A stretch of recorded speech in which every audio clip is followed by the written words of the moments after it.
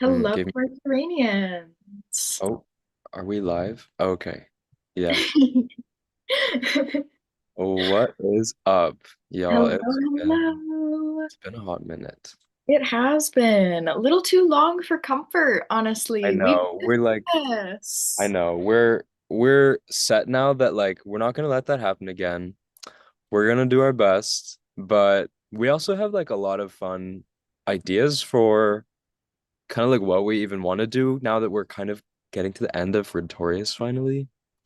So, yeah. Yeah, so today we're going to be wrapping up the houses. Previously, we've done them in sections by angular triad. That's been taking us too long. So we're going to pick up the pace a little bit, emerge from the beams, and we're going to wrap up the houses today. Yeah. So, yeah, we're going to wrap up the houses today. We're going to go back, detail his compendium in a future episode. And then we should be moving on into our next season. Drum Yeah. roll. I know. And how crazy is that now that like we're saying like season three or like third year of like doing this? Like that's really weird. That's really Yeah, we just had our second birthday for the creation of the Mercuranians Twitter yeah. account. I Mm, don't think our first episode was 2 years yeah. ago, Yeah. but It's yeah, definitely a Pisces sun. yeah, yeah. Tropical Pisces. Yes, tropical Pisces. On Yeah. that addendum, do you want to Um, stray a little bit and talk about some of the changes that you've experienced in your praxis over the last few months? And I don't know, maybe just sure. briefly? Yeah, I mean it's been a while, right? I mean the last time we streamed was like in May or April. Um, but yeah, we've both been up to a bunch of stuff in the last many months, many moons. Yeah, I mean, I guess for me, new things. Yeah, I'm kind of just practicing sidereal astrology now. So using the sidereal zodiac, essentially. Still using all of the techniques from traditional Western astrology, um, just on the sidereal zodiac. Um, and yeah, there's a whole multitude of things to say about that, but it's been really fun, exciting, refreshing. I feel like it's I've been able to like tap into a vein of the yeah, tradition that's been like I don't know, very kind of underrepresented in like how a lot of people practice in terms of like how fixed stars are approached and things like that and working with like constellations above and below the ecliptic.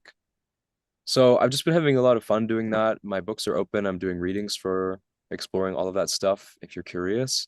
Um, I'm also in on Wednesday, January 24th. I'm going to be hosting a free webinar on ancient Egyptian astrology. So if you're curious to dive into the really the world that was ancient Egyptian spiritual, religious, cosmic beliefs, afterlife beliefs, pyramid texts and magic spells of the moon and solar hymns and like decans and all of that really cool stuff. Yeah, I'm going to be presenting some awesome information about that in a couple of weeks. You can click on the link to my website below and register for free there. And I have a couple other classes coming up that I'm also preparing to teach.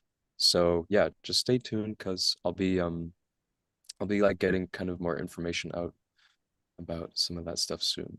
So that's what I've been up to. Yeah, that's exciting.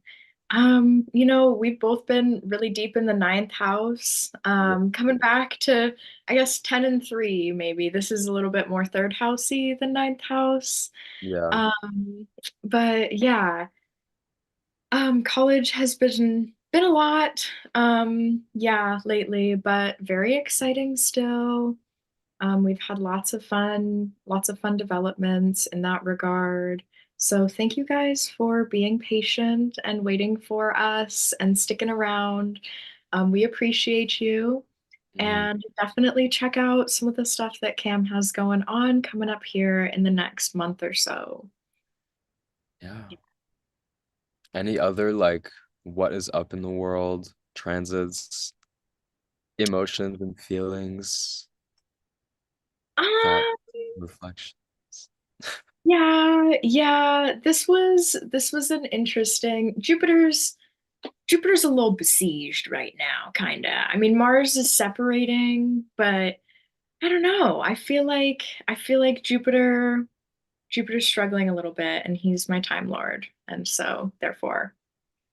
But I'm just glad to be back. I'm looking forward to being direct again, keeping Mhm. moving forward for sure. Yeah, and I'm really excited for what's to come over the next few months. Yeah, like I can't believe that graduate school is on the horizon. I still can't believe it. Like, gosh, it's so crazy. I feel like I just finished high school in the blink of an eye. I know. So, yeah, yeah, there has been a lot.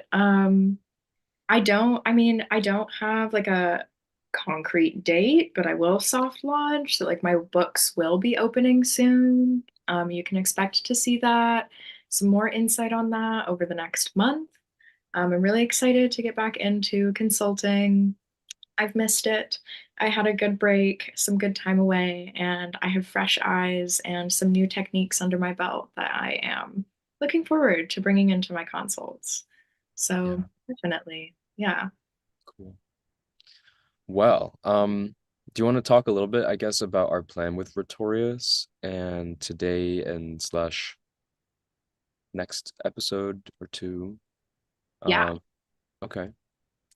Um, yeah, I mean, like you said already, we're gonna wrap up the houses. We're gonna do 6 through 11, and then I think we're gonna after that probably spend one or maybe two episodes wrapping up kind of our series and our reflections. Maybe jump back to Albert Camus' chart. And also, one thing I know we want to highlight is there's some chapters basically that the only chapters we've skipped over up until now, like 80 pages in, 90 pages in, or actually, no, 100 pages in. The only section we haven't done that we've saved for last on like the whole process of judging and delineating a nativity, the whole synthesis, we're going to dedicate time to look at the themes and what he's talking about there. So, yeah, I think we'll have maybe two more episodes, one or two more, and then yeah, we're gonna do some new stuff, which is gonna be really Well, yeah, yeah. yeah. You'll see. You'll see. We're not gonna Stay quite tuned. release that yet, but Uh, stay excited. yeah, Because it'll be definitely gonna be a fun season. totally. Pretorius has been an excellent author. I will digress to say, as we conclude, like, thank you so much to the AFA for giving us the permission and ability to use this text and their publication of Holden's translation. Feel free to buy yourself a copy on Amazon or at the AFA store. Yeah, so this has been a really fun series, but I think we're ready for it to come to a close. Yeah. I mean, it's been really fun because again, we chose him for a reason. We really love the style he writes in. We really love like the didactic approach that's very clear and also very specific.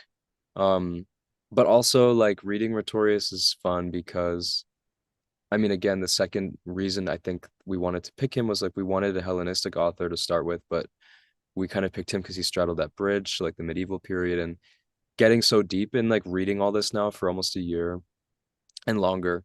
But like in the last year that we've really delved into it, like it's been really refreshing to just sit with like one book and getting to really know the style and like be able to make these parallels between chapters and like notice inconsistencies and like notice these things that from the beginning we talked about as like, well, there's all this mystery and confusion. And like now I feel like we can actually look at a lot of it and like be able to talk about like, well, this section's mirroring this here, and he's actually pulling from Firmicus here, or like this actually should be that word and Holden's wrong here, or like that footnote. Like, so it's been really fun to kind of move along in that way, I feel like as well, just working with this Bowen book.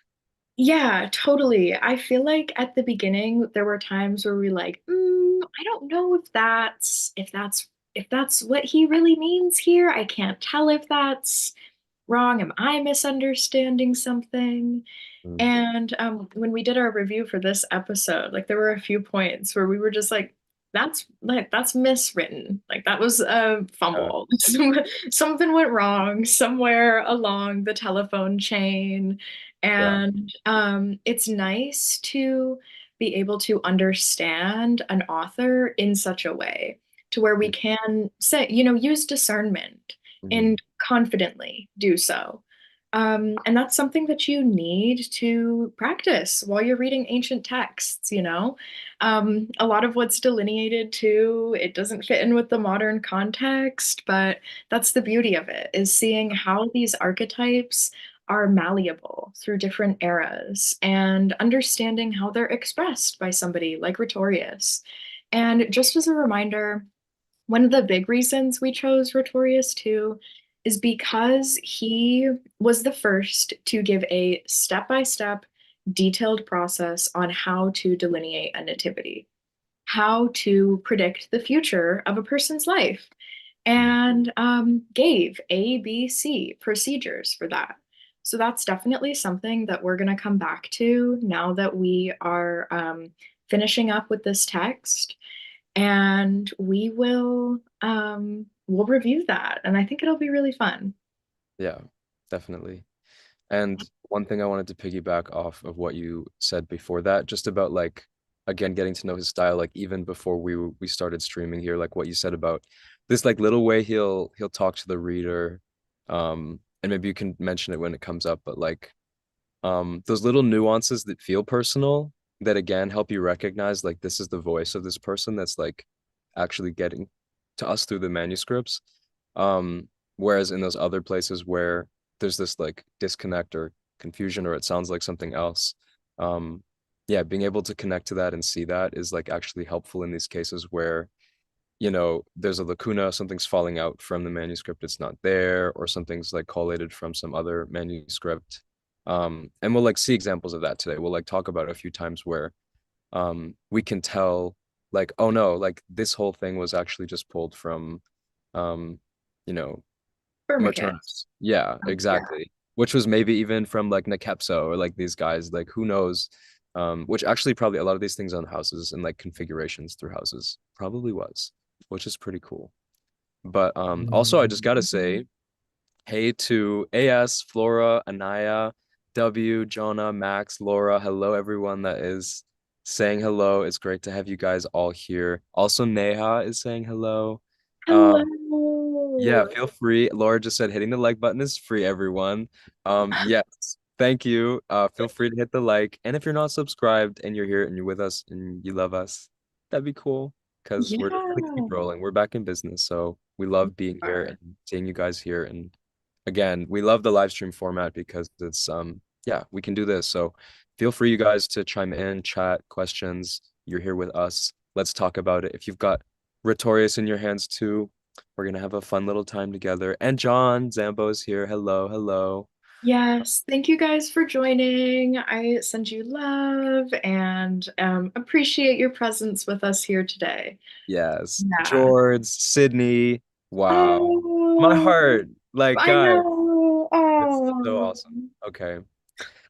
Well, without further ado, yeah, let's get whatever. into it. Yeah. Um, yeah, so the sixth house. Let's start. And also maybe just on or what were you gonna say? Also, just as an overview, the Mhm. delineations to begin start out kind of heavy and kind of negative, but as we progress through the houses, they get nicer and more favorable as the houses become, right? But just a heads up that it's not going to be so heavy throughout the whole episode. Mm. Yeah. Yeah. And just like slight trigger warning, like we're gonna talk about the sixth house, we're gonna talk about the eighth house. So, we're gonna get into like certain themes relating to death, infirmity, sickness. Um, you know, just keep Hmm. that in mind as we're about to get into And the dark houses. yeah, and as we cover these topics, keep in mind that a lot of what's described here is not extremely nuanced in the way that your nativity is. So if you hear something about your chart, please don't feel damned to an unlucky fortune as Yeah, we cover some of these heavier topics. definitely. Awesome. And Last thing I think I wanted to just say is our plan is we're not going to read through this all straight through because it's going to take way too long. We're going to read like the intro paragraph or two, which kind of says some general stuff about the house, and then talk about what we're recognizing from the pattern he's bringing up and like the structure he gives about like a planet in the house, rulers of houses, and then like more things with sect and lunar applications and stuff. So we're just gonna kind of do our best to like touch on what he's talking about, talk about the things we find interesting or like the details that, we can connect to like a larger picture about how we're working with his techniques and his system here. So yeah. With that said, do you want to start? I would love to. Okay, let's go. Oh, the sixth house. The sixth house is called evil, cadent, and pre-DSC, and first to fall, and metacosmic, as well as bad fortune. It has signification of injuries and slaves and enemies and quadrupeds, sometimes also of actions because it is in right trine to the midheaven, but it is also the house of the feet and of sickness involving the feet. The malefics there make sicknesses or injuries involving feet and the loss of money. Mm, yeah. So, off the bat, this doesn't sound like a very happy place where one would want to be in the sky. Yeah, with the sun there, Rhetorius proceeds. The native will be oppressed by superiors. It makes the father a slave, lowborn, or crippled, always a foreigner, especially if in addition the ruler of the sun is there, the lot of the father, or the dodecata mori of the sun. In addition, the triplicity rulers of the sun. Understand the same things from the moon in the case of the mother. So, starting out with the luminaries, talking about parents, family, right? Something interesting here, too, that just comes up throughout this text is that this book was written by a wealthy enough man for other wealthy men, for the most part. On rare occasion, there are asides for women, but notice how this is not. It's not in the context of somebody who would be a slave, so to say, in the old days, rather the context of somebody who has enough status to have slaves. So keep that in mind too. Yeah. Man, I mean, there's a lot of interesting things here.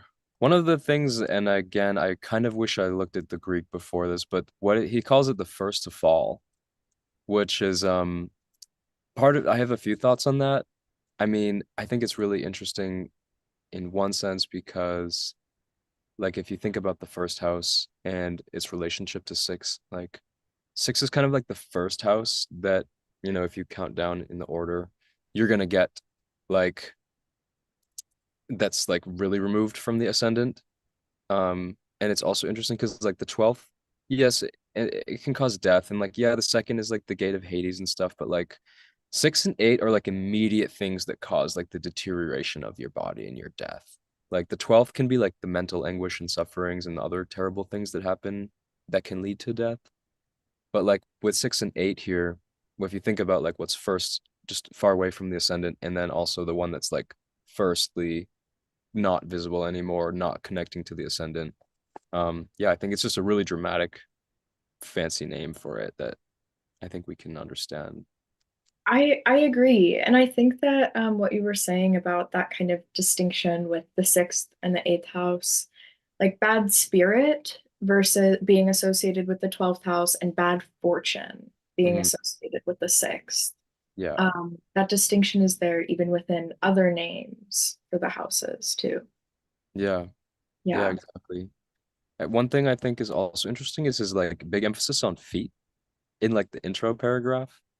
And yeah, I mean, I was like, I don't know, like in the Thema Mundi, like it's Sagittarius. This is the sixth house. Like, it's ruled by Jupiter.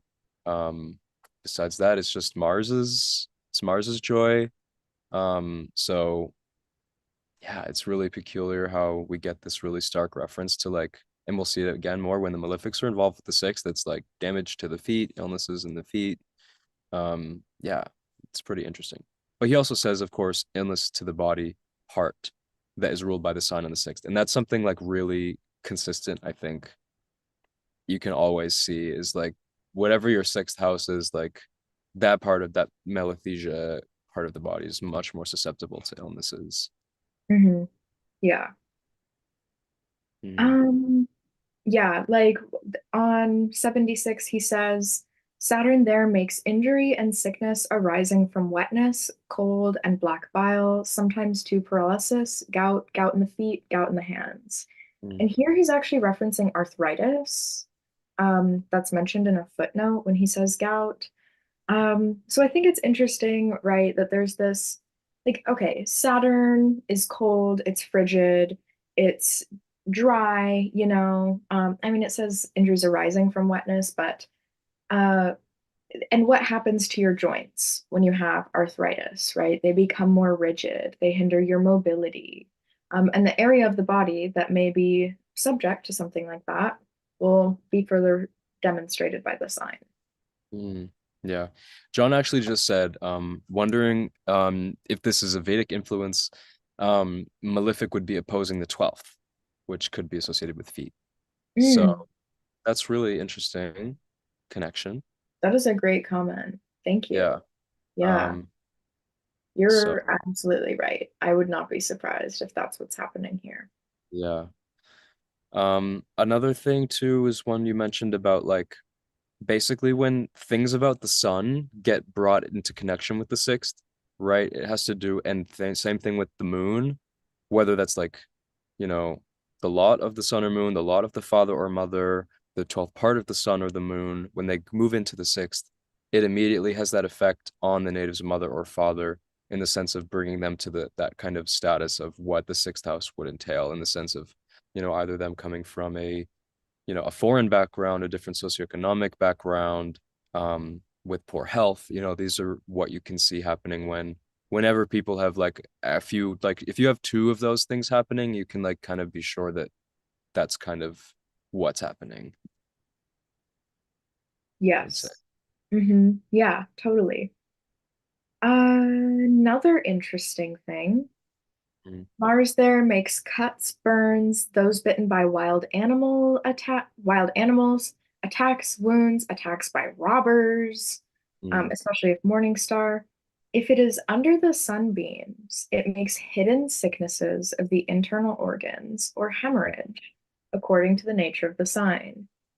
So, you're right. So we have this beginning threats to your health, threats to your vitality. What is the nature of things that damage your vessel?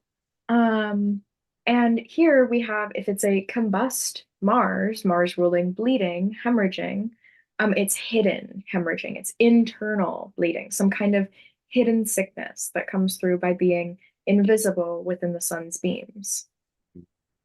yeah. And right after that, with Jupiter getting involved with the sixth, we see like illness involving from basically the excess of indulgence. Like he specifically says, like impairments from wine, those suffering from liver complaints or like liver complications. And so, yeah, that's also something to think about is like basically, and he says this explicitly, I think, in the eighth house, where it's like your ruler of that house becomes your significator of that thing. So it's like if you have a Jupiter ruled sixth house, like yeah, like that's like your gateway into why illness arises. Or when we get to the eighth, like that's your significator for like how death can come. So when he goes through now and talks about each planet ruling the house, like you just want to imagine like that planet ruling it is your significator for what that thing looks like for this person. And we've said that before too with the other houses, but just bringing it up again that like, yeah, the ruler is really important, and that's what he's gonna go through here now and do for a lot of the planets. Yeah. One that I love that I have to address, Venus Mhm. ruling the sixth, badly situated and aspected by Mars or Saturn, will make those who are mad for women. But if Venus is in a masculine sign, it makes lovers of boys. Yeah, Yeah, I thought that was a cute one. yeah. One of I us mean, may cute or is may a not word choice. I- have that. Okay. But yeah, and they'll suffer bad things because of this. Oh, yay, okay. Um, anyway, yeah, again, oh, what were you gonna say something? I was just gonna move on to like Mercury ruling Oh, this okay. next. aspected by malefics injures hearing or the speech or the throat. Mm. Thought that was really interesting. Yeah. Um, yeah, especially because I know that there have been disagreements relating to what exactly which planet rules hearing Mhm. and sound. So yeah. Yeah. And let's see, anything else here?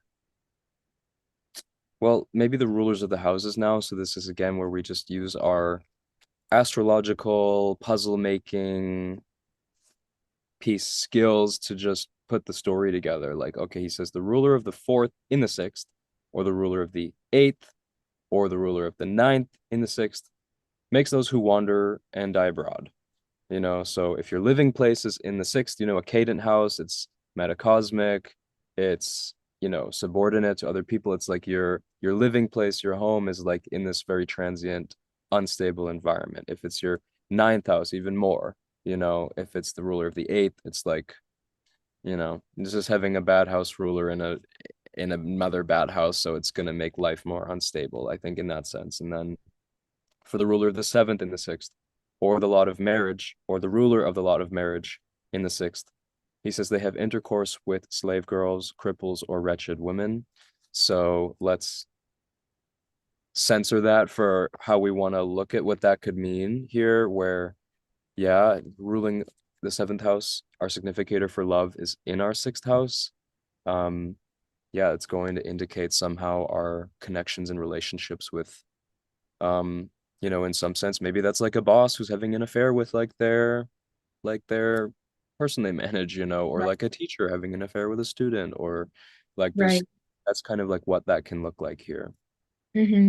Yeah. And I want to add on to that Venus too. We see something similar, right? The domain of love, union falls under Venus. And so we see Venus there by day and by night. The native has intercourse with lower born women, widows, cripples. Oh, I'm sorry. I apologize. Is the feed working? It looks kind of frozen. Okay. um can you hear me now? I can. Can you hear me? Yep. Did you hear any of that? I heard like the first few words. Okay, let me just start over. Okay. Venus there by day and by night. The native has intercourse with lower born women or widows. It makes those who are treated unkindly by their wives, especially if nothing is in the 10th. If the chart is that of a woman, she will have difficulties in childbirth or embryotomies. If there is a star in the 10th, however, especially by night and of the sect, it denotes fascinating and charming persons and good fortune through women. And so we see here the relationship between the 10th and the sixth house, right? With that having the right hand trine to the 10th, a planet in the 10th can seriously mitigate a lot of the significators of the sixth. Can you hear me? Yep. Okay, okay, it looks frozen. I just Um, want You're all good. okay. Yeah, and so like that trine to the 10th has a huge mitigating factor. If you have a planet in the 10th, it's going to really mitigate a lot of what's happening within this cadent idle place. Yeah. Yeah. Um, that's a great point, and that's also something he does mention at the beginning too, which is like something really important to consider is that like the sixth house maybe has sixth and two both have a huge advantage, in being the trines to the midheaven for being dark houses, where yes, technically with 12 and 8, they do both have sextiles, but like that's not much. And with the sixth here, it's also the superior trine, which, is again like those really like brute force efforts that get yourself to like be visible up in the 10th. So um yeah, in this case, if we want to talk about like what he says for Mars here, Mars in the sixth, okay, well, like it's going to make sicknesses, injuries, dangers on accounts of slaves or people convicted and arrested, especially in a day chart, right? That's all going to be worse. Um, but it's like, yeah, like those really fundamental things back in the day, if you needed people to be supporting you and working for you, if that's not there, you can't get your work done, right? So the sixth house is always a fundamental piece to how you can be supported in your career and your profession because it's always going to be the right trine, which is like just that like backwards boost up to the 10th. And that is the strongest aspect of them Mhm. all. I Yeah. mean, If really, not, if especially not the backwards square, but this backwards trine too. They're like both. right. If not the decimation, Yeah. then yeah, the strongest favorable Mm. aspect. I'll add that into there. Yeah. Which is also interesting to think about because then that's like, well, we need teamwork. We need other people in our life. Like that's our seventh from the 10th, or the 10th from the 10th is the seventh. But anyway, um, yeah, and like the sixth is also the 12th from the seventh, which could be why we get some of these things about just like unlucky situations in love, when Venus is there or some other planet involved with the seventh house. Um, yeah. Anything else on here before we move to seven? Um, I just wanted to add, like, again, with Mercury here, it said that was like the last thing that I had to say. Mercury in the sixth by day makes those having some advancements, good fortune from talking or speech making, business, especially if any star happens to be in the 10th. He mentions Yeah, that here again. By night, monotone, interpreters, fishermen, bird catchers, if any star is in the 10th. But if no star is there, it makes evil minded, idle, unsuccessful, conceited, yada, yada, yada. right. So it's like if you Uh, just have Mercury in your sixth to like make your mind move a little bit, if there's no real potential up in your 10th house, it doesn't really go anywhere. It's just gonna kind of stay and remain in this wandering, whatever he says here, unsuccessful, evil-minded. Um, yeah, it's interesting because that combination of having 6 and 10 is it really changes the game when there's the trine involved for yeah. hmm And notice how he's not talking about application, reception, dignity, anything like that. He's just like, if you've got somebody up there, like it's gonna help you out a bit. yeah, And obviously, with all of those things in mind, it'll show the degree to which it's able to affect change on that sixth house planet. yeah. Do you want to kick us off for the seventh? I'm so sorry. I need to grab my charger real quick.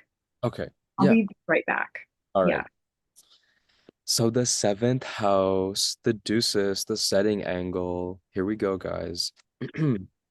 The seventh house is called the descending angle. It signifies old age and marriage, sometimes to the matter of inheritance and of injury. In particular, it signifies the fingers or the bladder or the feet, and it makes travel abroad. And the first thing I just want to say is about the last sentence, the last quote there, which is the seventh having to do with travel abroad because that's something that you can obviously see with 3 and 9, and to some extent, cadent houses in general kind of bring a very like travel is a cadent experience in a sense.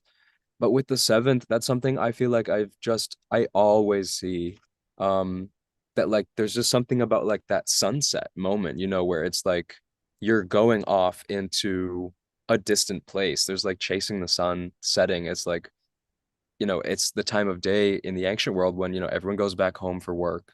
Um, and actually, if you want to talk about like the octotopos, like the original eight house system, which didn't number the houses down below the horizon, it numbered them up above and over. The fourth house in the octotopos was actually the setting place. So they called the setting place home because when the sun sets in the fourth house of the octotopos, that's when everyone goes back home. So I think it's a really interesting thing to contextualize like travel with the seventh house when you have transits there. You know, if your seventh house is rising on the ascendant, when you're getting on a plane or leaving in your car on a road trip or something, it's like you'll see stuff like that. Even the moon just transiting your seventh house is like there's this feeling of like going off and doing something distant that I think is There's really definite there's definitely departure within yeah, that, right? Even with like the end of life and its uh, association with the seventh. yeah, Yeah. That's really interesting that you mentioned work in particular with this too, and that relationship there, because we'll get to this a little later, but he mentions Mars in the seventh, and the first thing he says about it, it makes hard workers. Mm, And that's both like the overcoming square to the 10th house, but also like with what you mentioned, like the denial of being able to just return home as the sun sets, like if you're a hard worker, you're probably not you might not just get to go home at the end of the daylight, you may have to work into the night. yeah. Yeah. Yeah. And also he did mention like injury here. Now he didn't specifically say death, which is something that some other sources do give, but yeah, we are getting somewhat of a sense um that yeah, there is that feeling of it's where the sun dies, it's where the planets die, visibility's gone. Um, so there is that feeling of like endings with the seventh house that I Mhm. think is strong too. Um, and the final age, which is also what we'll come back to, and we'll see with a few planets. It's like when you have a planet in your seventh house, like that's what you're doing in your old years. Like if you've got Saturn there, the old years are tougher. If you've got Venus there, you'll maybe enjoy marriage more likely in your older ages. So that's also a big thing about with it's an as an angle, like it's signifying a major time of life. So we're looking at when you have planets there, it's putting those things into like the third end of part of your life, basically. Mhm. Yeah, absolutely.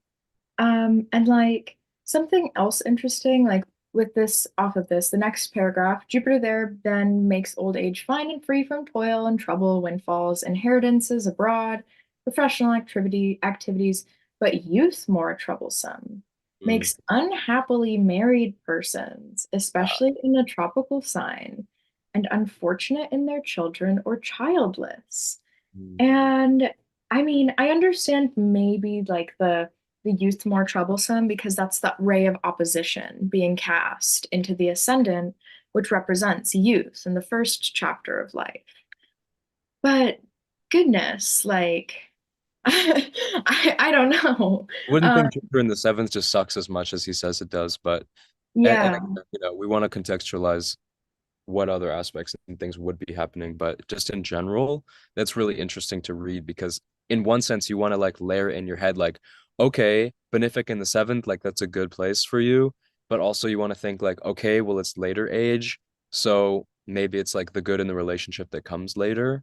Um, it's hard to say, but yeah, for him it looks like he totally says that it's not as pleasant. And now with Venus, when he says, okay, Venus chances to be there, makes the native pleasing and youthful in old age, enjoying a good old age, but promiscuous and unstable in marriage, just like Jupiter.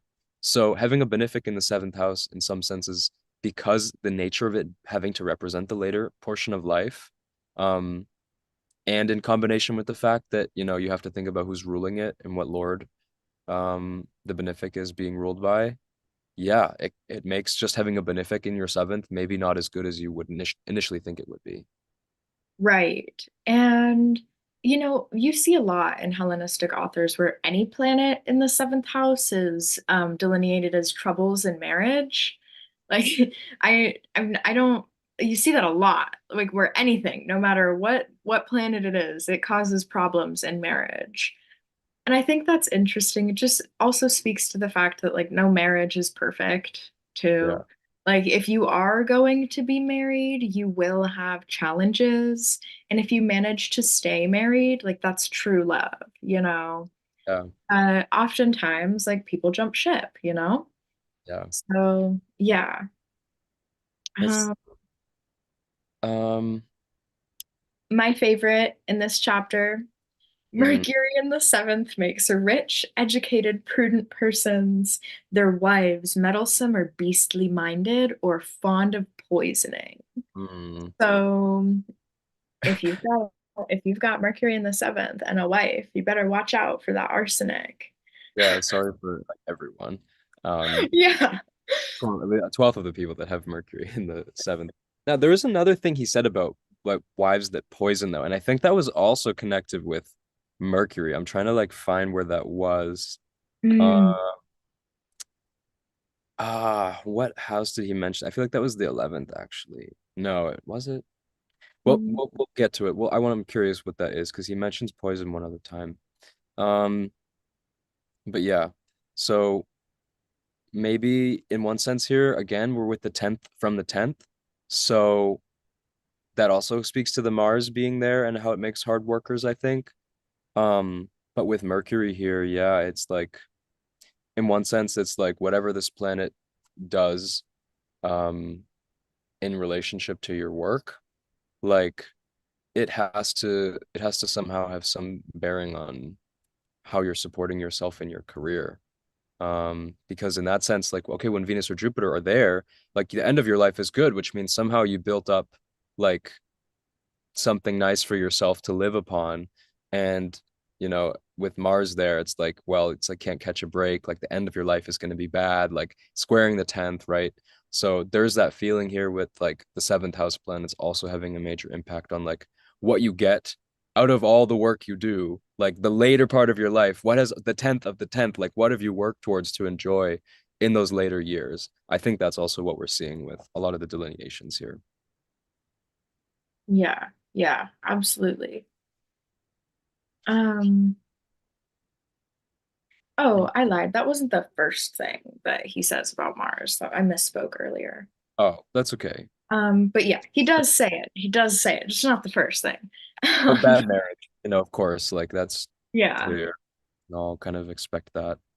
Um, but if it's insect in house or exaltation, it's modified, like he says. right. Um, This, oh, did you want to read about the moon? um, let's see. Yeah, I really like the paragraph after that on the rulers of the houses. one. Yeah, let's just do that. Okay. Oh, but I do want to mention that the moon is likened to effeminate homosexuals, those having sex. I'm going to skip that part. Also, if the chart is that of a woman, with the moon in a masculine sign and Venus is aspecting from a masculine place, it always makes trubads, which are lesbians. So, are you a lesbian according to Rhetorius? Find out in the Mercurianians. Seventh house moons, where y'all at?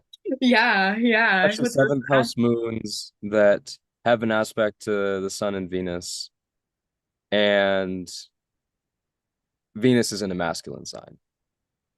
Which again is actually weird because if we go back to the logic of it being for a gay man when Venus is in a masculine sign in the sixth house, um, in this case it's the moon in the seventh aspecting a masculine Venus. So the attraction is to that of maybe like a masculine woman. perhaps, but it's weird because it's like, well, in either case, it's about more the same sex than it necessarily being a gender thing at the core of it. Of course, gender's like that's such a hard, Right, it's a right, huge right. thing. It's this thing, but the core key is that when the moon or the house is getting connected with a masculine Venus, that is making homosexual interactions, which maybe is just speaking to the fact that she's feminine. So when she's feminized, it might produce heterosexual. Things Yeah. aligned with like social norms, like Venus ruling norms and social acceptance and stuff like that falling within her domain. Yeah.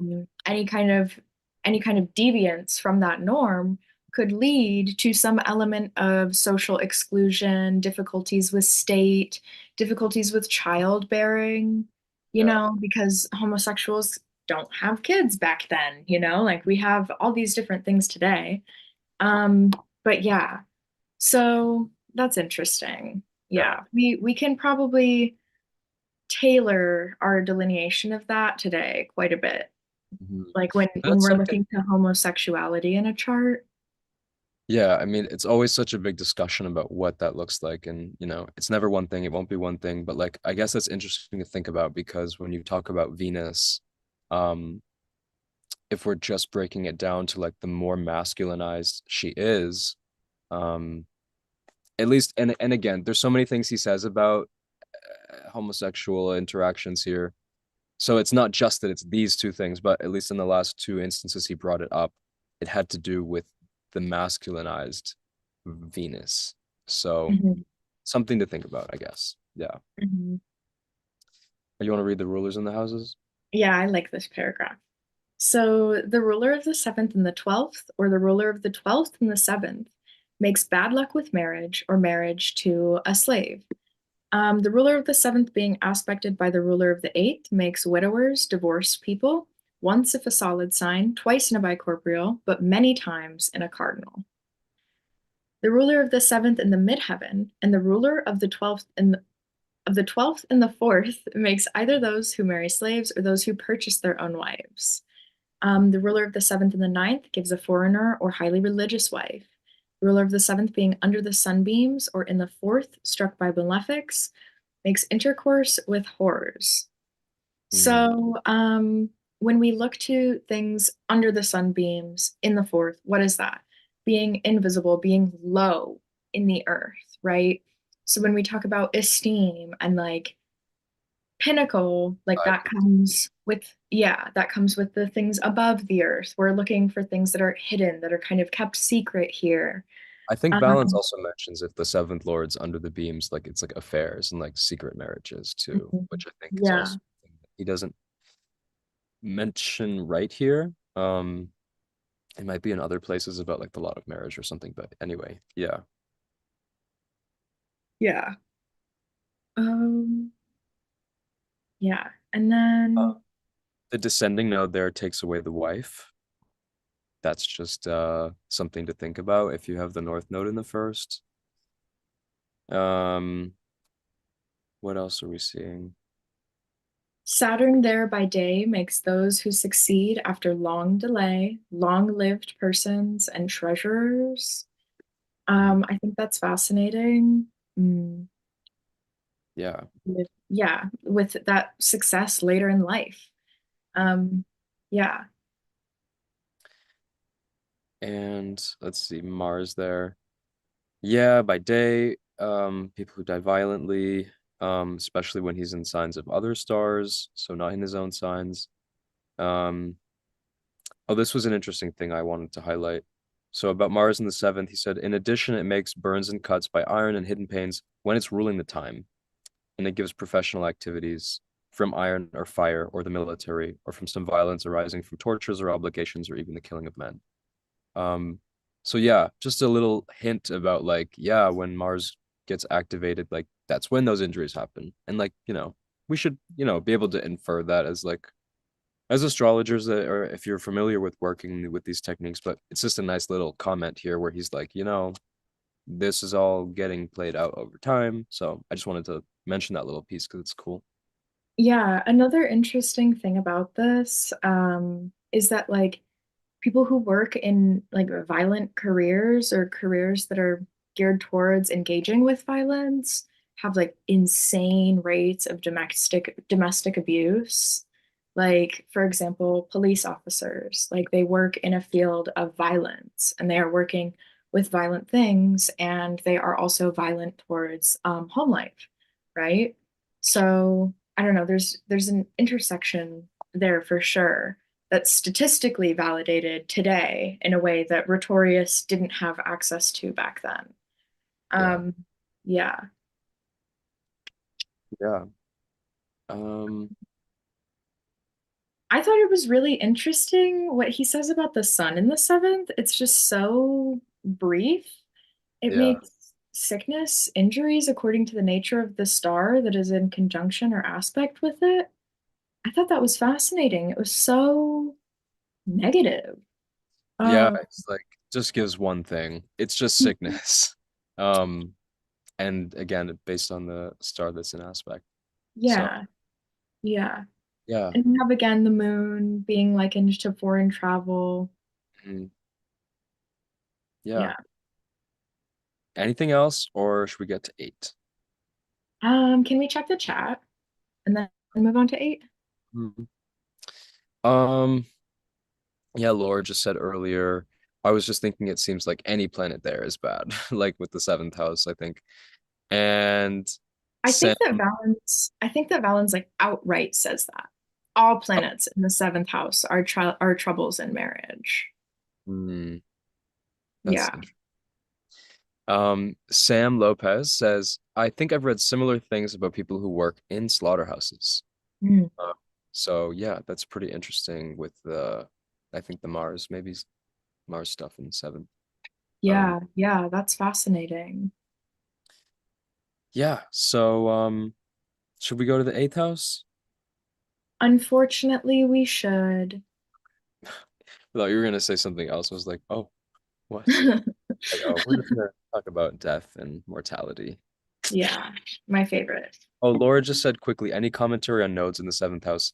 Yes, so he says, pretty briefly, descending node there will take away the wife first or injure her, and Saturn or Mars being there or aspecting will give a practical or frugal woman as a widow. Oh, sorry, will give a practical or frugal woman or a widow as a wife. So that means with Mars or Saturn with the South Node in the seventh, either again we'll just make a widow and remove the partner, or a practical or frugal woman, which again we can see with the South Node combining with malefics, it reduces the evil and makes it more practical or frugal or something. So yeah, that's that's what he says there. The Ascending Node with Saturn, Venus, or Mercury makes the wife twice married. If Venus and Mars are in aspect with the ascending node in the seventh, marry a rich old woman or one with damaged vision. And then he also says Jupiter, Venus, and Mercury there. He marries a well-born woman, will have good fortune from a wifely affection, and he'll bury his wife. So all those planets with the ascending node, but yeah, that's a pretty specific combo. But yeah, basically ascending node and nice planets in the seventh, that's good. South node in the seventh, that's tricky. With malefics, that might be okay or also bad. Um, yeah, I think that's about it. So yeah, The eighth house. okay, It's time. yeah, The eighth house is called idol and epicatophora of the ascendant and epicadisis and dimming. It means falling down upon the descendant. It's reference to like a star setting. Greek words. It is the sign that is turned away from the ascendant. Because of this, and because of its meaning of death, it signifies the turning away of life. If then the lot of fortune chances to be there, and its ruler, and the ruler of the ascendant, it makes misfortunes and irregularities. yeah. Yep, and if those rulers are malefics, that the evil is worse. It makes unfortunate persons, and if they're on the sunbeams, under the sunbeams, short-lived. And that's something I think we talked about even maybe when we are talking about the lot of fortune, like when anything's under the sunbeams, its life force is like totally threatened. So, especially in this case, when you have like, hidden planets in the seventh, planets under the beams in the seventh, the ruler of I'm sorry, the eighth, planets under the beams in the eighth, the ruler of the eighth under the beams, the lot of fortune in the eighth under the beams or something, or rather the Lord of the Fortune under the beams. This is like that same feeling of it threatens the life force of that thing. Mhm. So, yeah, we're looking at um basically the death house, which to jump back to the octotopos real quick, um yeah, again, back then the old eight house system was counted the other way around. So this would actually be the house before the first house in the ascendant. So when we think about the daily cycle, it's like, okay, sunrise, sunset was like the fourth house, which is home. And then you have the fifth, which is like where um the sixth and fifth are, which was called children, which is like when you go back and spend time with your kids at night. And then the seventh would actually be the lower angle. So midnight was called wife because that's when you're sleeping with your wife at night. And then the eighth was the one in between sleeping and waking, which is dreaming when you're dead. So this eighth segment was originally that time where you're the most absent from your life, from the world, from the physical world. And then even in the dodecatropos, right, the whole house system we're looking at, it's yeah, this removed weird place from the ascendant that is, yeah, idle, dim, causing death and anguish and fear, anxieties. Yeah, something I also think about with the eighth house is like during summer, when the sun is in the eighth house, it's like the hottest time of day where you're just like waiting for the sun to set. Like it's not noon when the temperature is highest. It's before the sun starts to approach the horizon. And like everybody's just tired and I don't know, you try to stay inside. Yeah, it's Um, like after you've been hot all day and like you're running out of energy, like let's go. Like let's end this now. uh-huh. Yeah, it's like an afternoon naps. Like everybody tends to want to nap around that time of A day. good point that yeah, it could be like siesta time around that time too. Yeah. Uh, Um, I think I think it's something I want to mention here. The ruler of the fourth in the eighth, he dies abroad. The ruler of the eighth makes the same things when it is cadent. One thing about this too is that dying abroad when back in this day was like you were just gone and nobody ever heard from you again.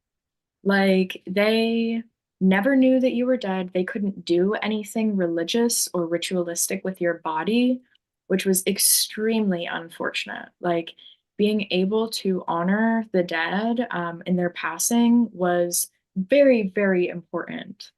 And still is, right?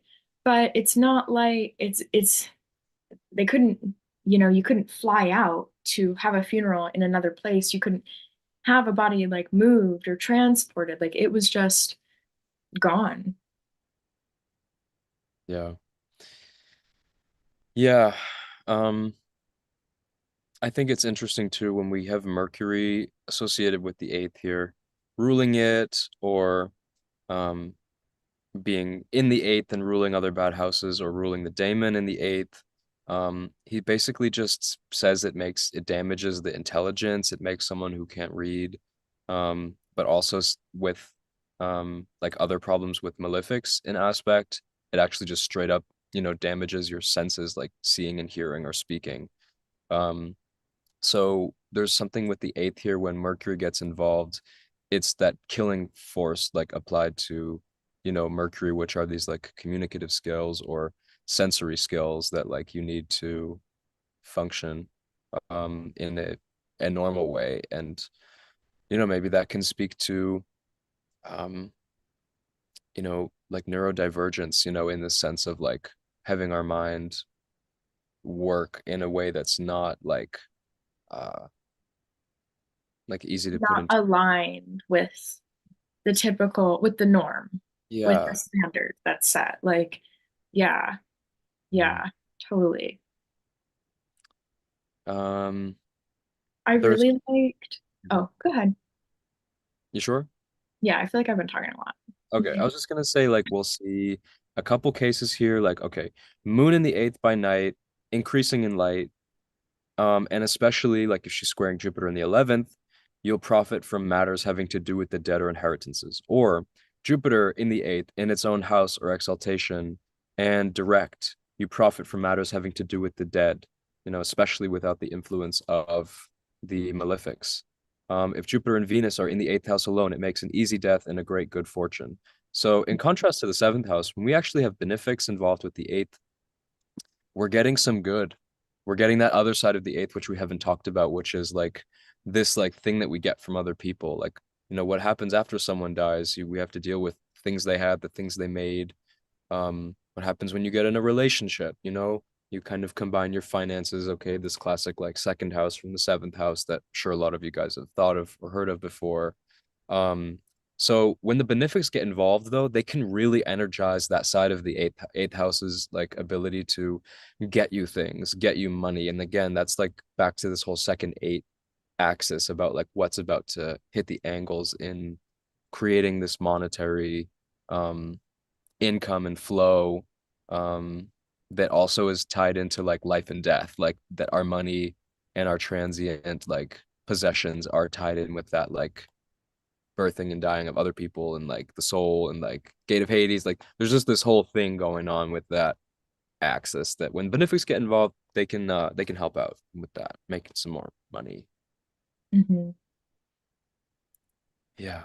Um, Um, the ruler of the eighth and the 10th or 11th or 5th, the native will grow rich from matters having to do with the dead, especially in its own domicile or exaltation.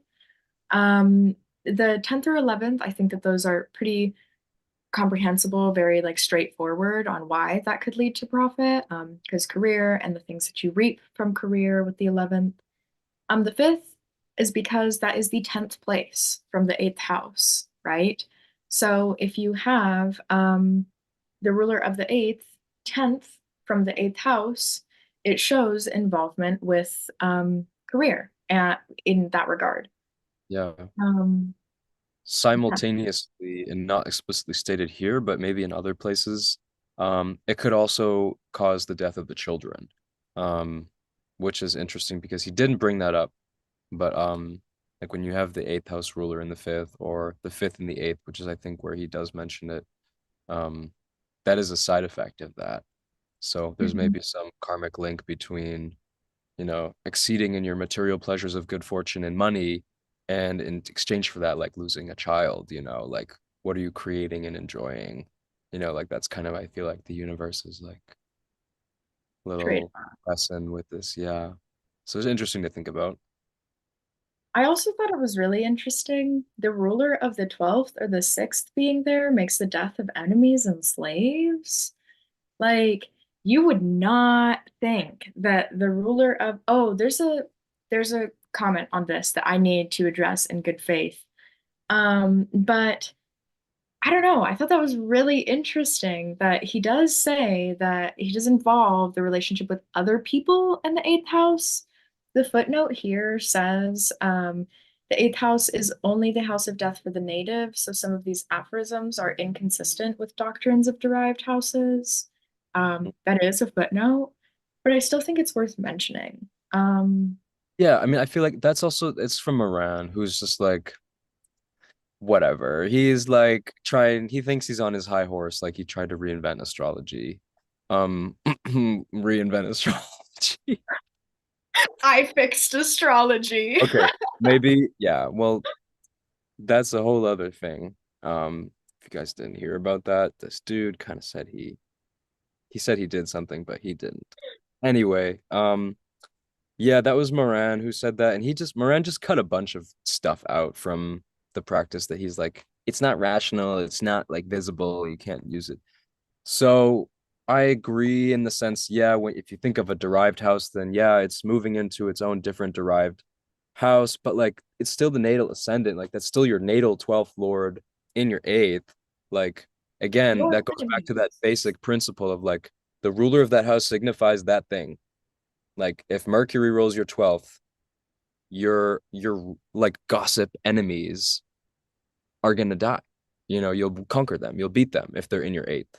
Then they'll Yeah. cause you anguish, they'll cause you fear, they'll cause Mhm. those eighth house things, but like there is that like that feeling of they suffer in this Mhm. sense of like thinking of those significators as not you because they're the other people. Right. Right. Which is the same thing we've been talking about with the fifth lord and being the child in the death or whatever. But Right. Right. The eastern side of the chart relates primarily to the other. Everything from the midheaven to the IC, mm, all is really, really laden with implications of those who are not you, like these things wait, which, you mean the western half from midheaven to IC or oh, east? I'm sorry, the western half. Thank you. Okay. Did I say eastern? I mean, Yeah, and then I was thought you would say the house and then the midheaven to the IC. I was just like, okay, wait. But I thought it was what you meant, but I wasn't sure because we were talking about the 12th. But okay. oh, yeah, my bad, my bad. I meant the east, the western side Okay. of the No, we're chart. all good. We're all Jesus, good. yeah. From the midheaven to the IC, all of those houses are really, really focused on others, on other people, other things. They're not quite exclusive I'm to. laughing because Jared said in asterisks RuPaul shade noise, and Jonah said not that guy crying emoji. Yeah, Yeah, that guy.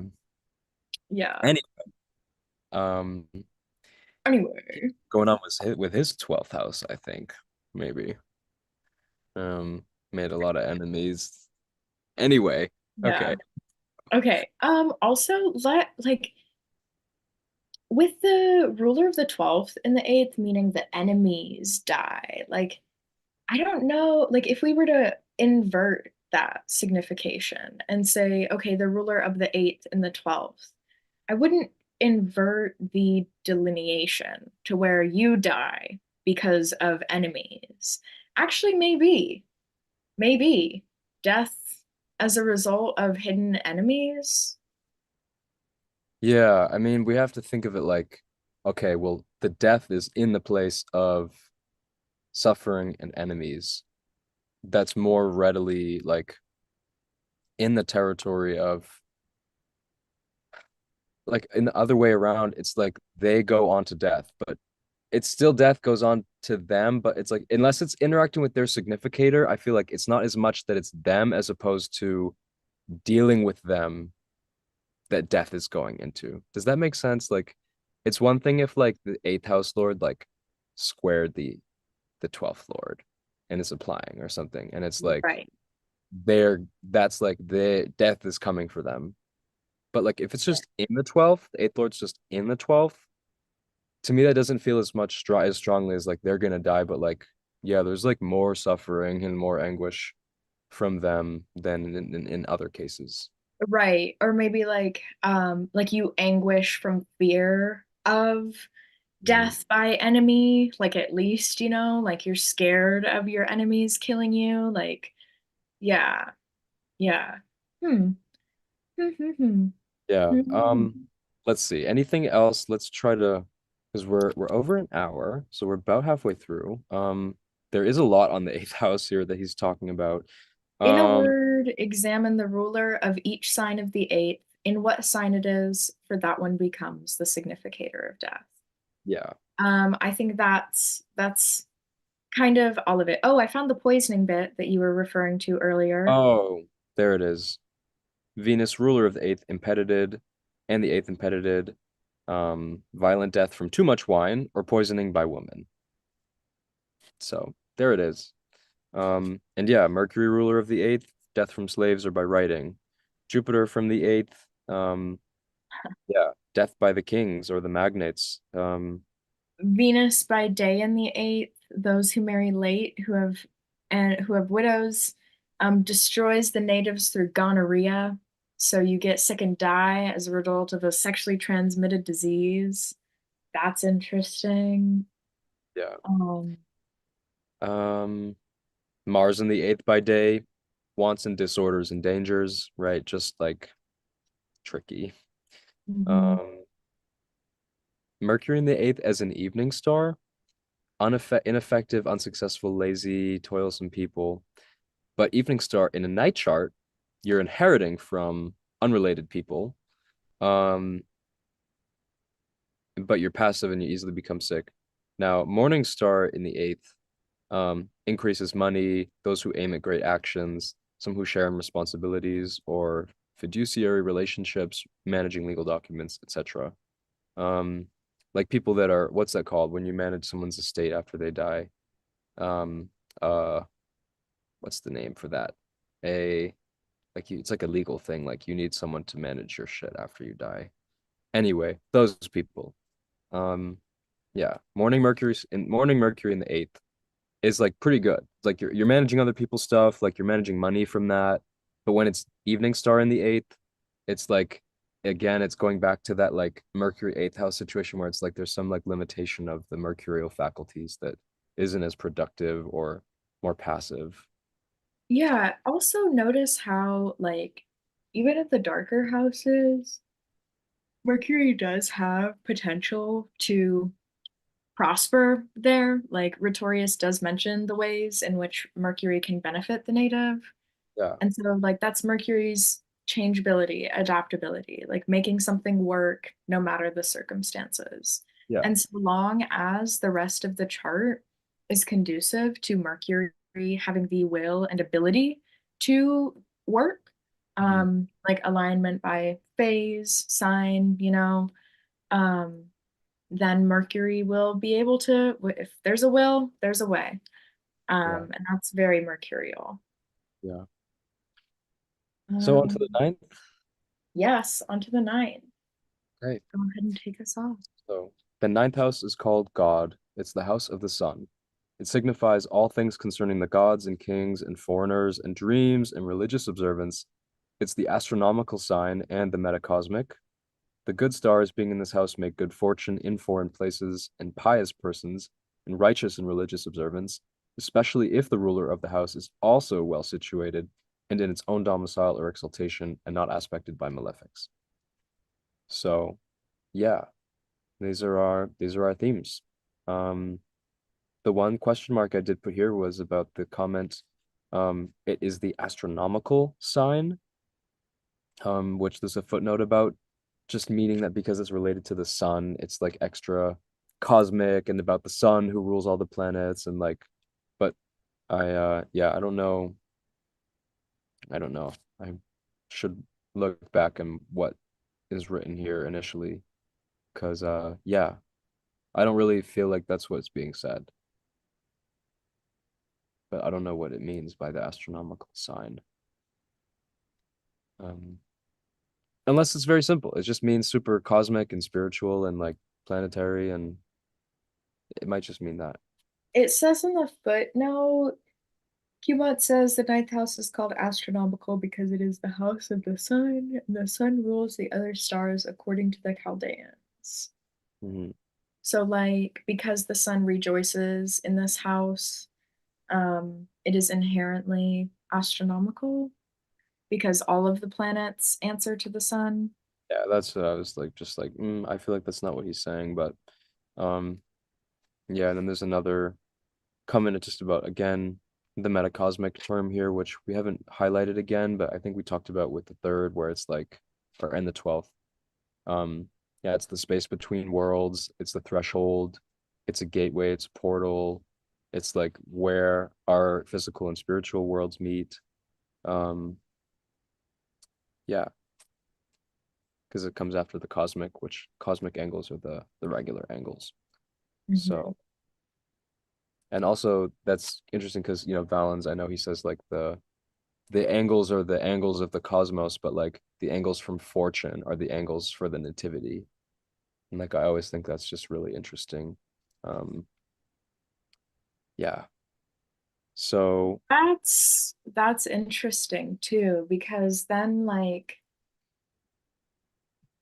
I don't know, that's interesting with like the seventh house from fortune. I'm thinking back to like the content like the end of life and stuff like that, and like looking to the ascendant versus fortune and understanding the quality of life towards the end, like in that distinction between there. yeah. Yeah, to ponder, to Yeah. ponder.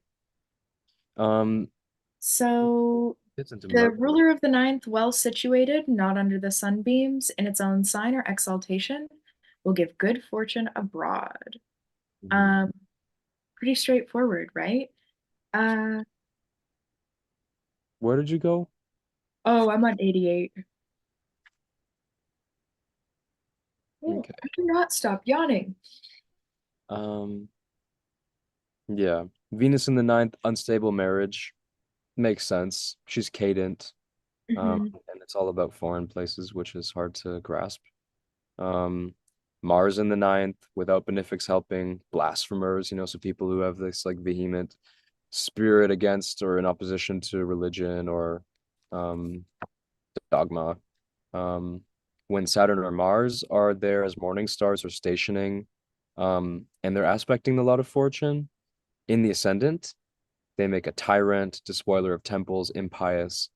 They will not have wrath from a god. Yeah, Which basically, I think that is really interesting. That there's that like you don't have wrath from the gods despite being a tyrant and despoiler of temples.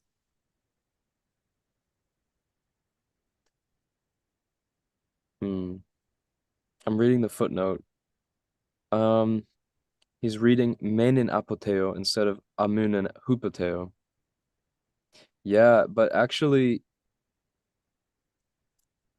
but it's not including the word not. if the word not is actually there before that, then it would literally be um not having vengeance by God. Um, but he's kind of doing something else here when he's saying wrath, not having wrath from. Yeah, I don't know. I don't want to spend too much time on that, but basically, just people who mess with the gods because they're unhappy or don't want to follow temple law or whatever like the standard procedures are. Um, or just like people like that have been like have bad fate maybe and they like reject religion because they're like how could a loving God do this or something, you know. Um, Yeah. that's what we're seeing here. Um, Something interesting here is how extremely positive Rhetorius's delineations are for Saturn in the ninth. yeah, Um, like there's some of the most positive delineations he gives for Saturn in yeah. general. It's more Which is Mars that comes up with the other things. Saturn definitely is here,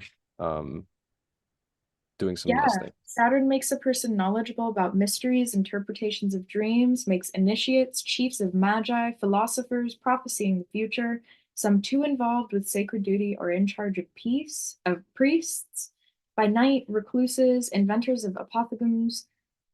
I don't think I pronounced that right. Interpreter of dreams, philosophers, some of them long-haired.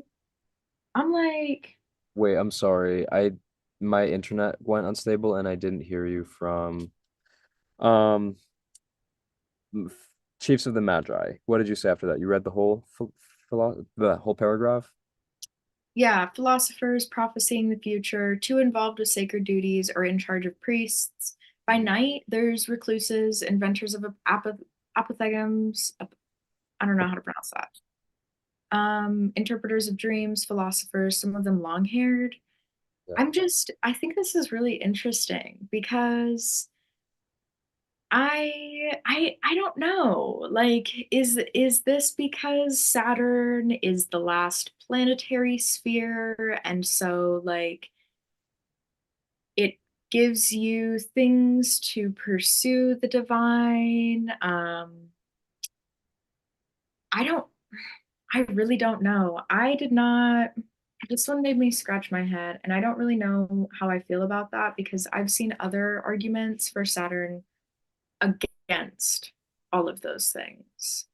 Yeah. Um, I mean, I feel like Saturn concretizes what is so ethereal and ephemeral about the ninth house in a way that like those people have that like dedicated interest to like what it is. It could be a dedicated disdain, but in many cases could become people that apply that like really arduous like self-discipline to devoting themselves to a spiritual practice or to gaining abilities of like yeah divination or psychic powers or something.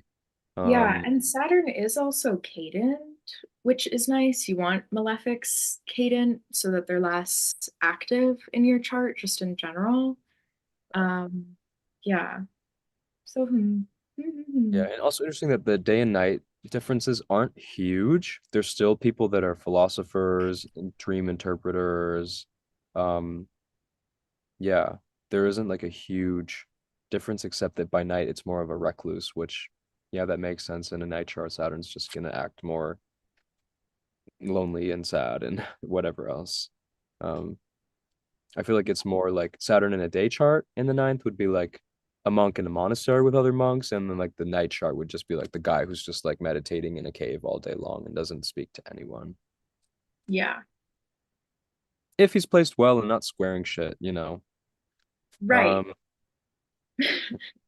um, Jupiter makes those predicting the future with portends from the gods. Some too are deemed worthy of priesthood or have inalienable privileges. Um, yeah, yeah. By night, unsteady in dreams, speaking falsely of the gods, those relying on hope. You know, so it's like the Jupiter that can't really deliver, that's like trying to keep an interest there, but like you're kind of continually let down by it because he's out of sect and isn't really working or trying as hard. Um, yeah, and then but Venus and Mercury, that combo always gives really spiritual results. Um, like the Venus Mercury fixed stars and like that combo in general. So when you have Venus and Mercury in the ninth, pious people, priests, people who set up offerings in the sanctum from the properties of the gods or the king or great men, they're held in honor abroad from a sacred place, and in a dream they receive an answer, especially if the moon happens to be with Jupiter, yada yada yada.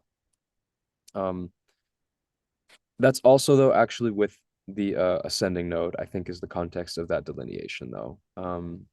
But I would say it still stands on its own because if you read Maternus about like Venus and Mercury in the ninth, and some of them have dignity, he's like they're the greatest astrologers and priestesses and things. Um, yeah. I Um, think it's fascinating. Mars in the ninth by day and by night makes those who are unpunished. Again, we have this idea of like evading consequence from the gods if you have yeah. Mars in the ninth. But you're still fearful, like superstitious, in the It's like old sense they of the become fearful word. of demons. Like, Uh-huh. I don't know. There's It's like really, there's this like disrespect and anxiety, and it's almost like a coping mechanism kind of idea that I kind of see here. Like yeah. you're actually so scared of gods and demons that like you are adamant against praying, against giving them any of your anything. And I do know somebody who is just like that with Mars in the ninth house. Well, Yeah. there you have it, folks. Um, Yeah, sun in the ninth, builders of sacred things, those who make sacred inscriptions, adorners of the gods, hymn singers, temple founders, right? This is where he's rejoicing, so we should expect he's going to produce his things pretty well when he's up there. Um, Now Venus in the ninth, when she's out of sect, people afflicted by demons, wearing rags in temples, shaggy haired. Um, yeah, and especially when she's in aspect with Saturn, it's like that. So you basically have this image of like someone who's like, like imagine like the old, like crippled person who's like coming to the temple and praying every day because they love God and they, are devoted to like their little humble way of being. But when she's insect, good prophets and priests, God-fearing people, um, but with malefics in conjunction or hard aspect, it's people who are stirred up by women and condemned, and they're unlucky and they're mistreated by women, etc. Um, so yeah, again, Venus in the ninth, not good for marriage. If the malefic's involved, yes, they should be I mean, not should be, but like, yeah, it's gonna really amplify the negative effects of their relationships. But on its own, what we can see out of sect is just like, yeah, people who are um he does also say something divine to announce from the gods or from dreams or their philosophers. So they're definitely people that are inclined to the spiritual, Venus in the ninth, but the sect can make that either more readily able to like make you successful and known, whereas the out of sect is like it's kind of like you're just hanging around the temples and you you know you're interested and you do it, but not as big. I don't know. Yeah. Mhm.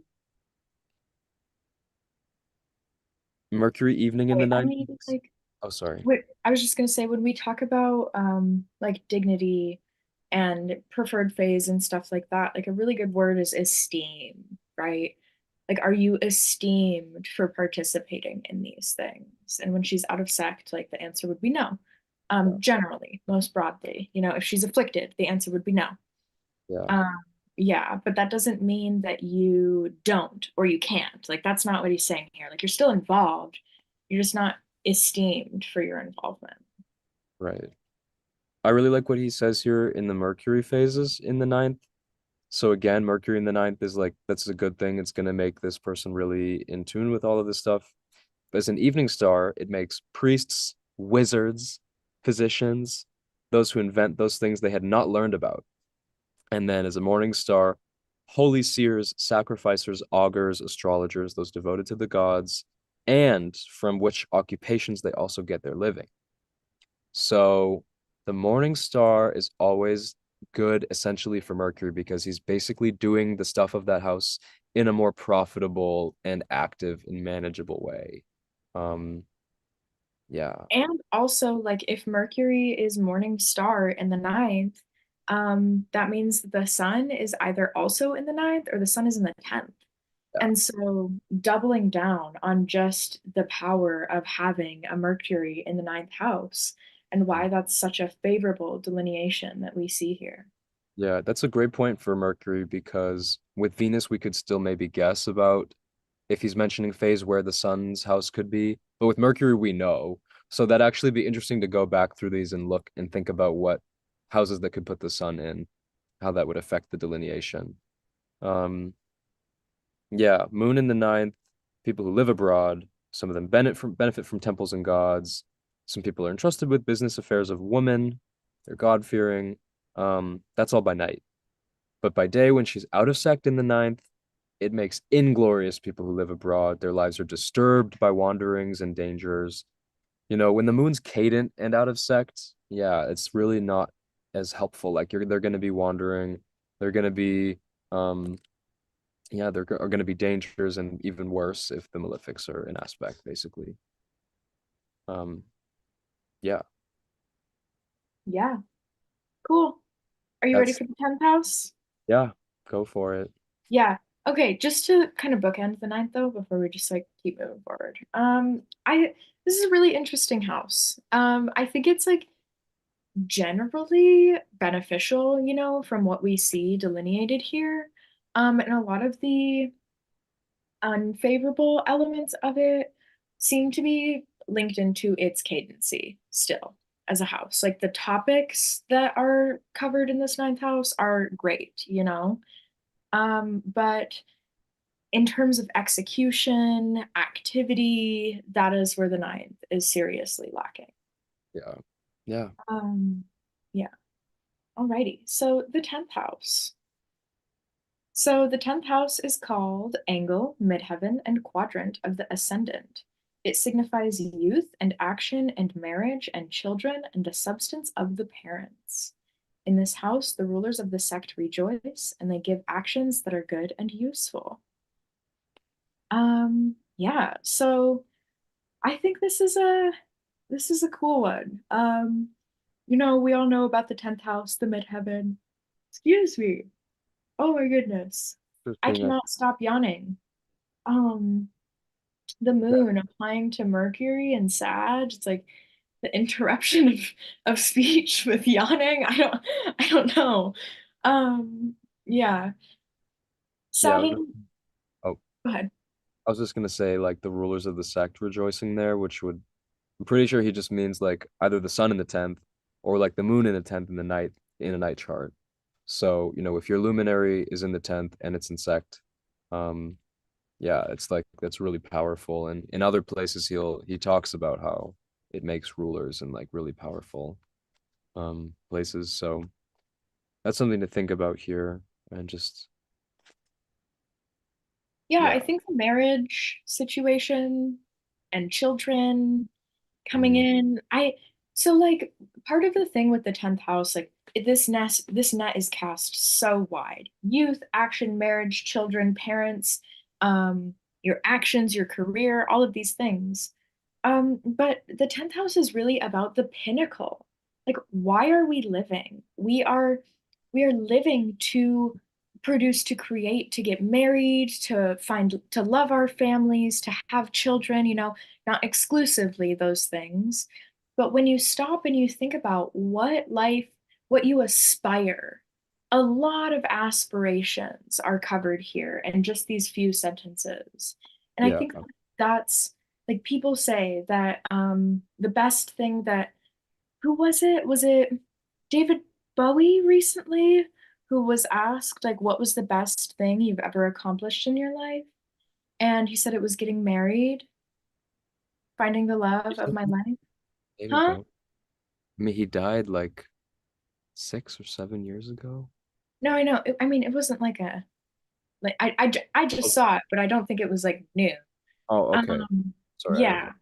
It I it was a post in my Twitter feed, so I didn't oh, that's take okay. notes on it.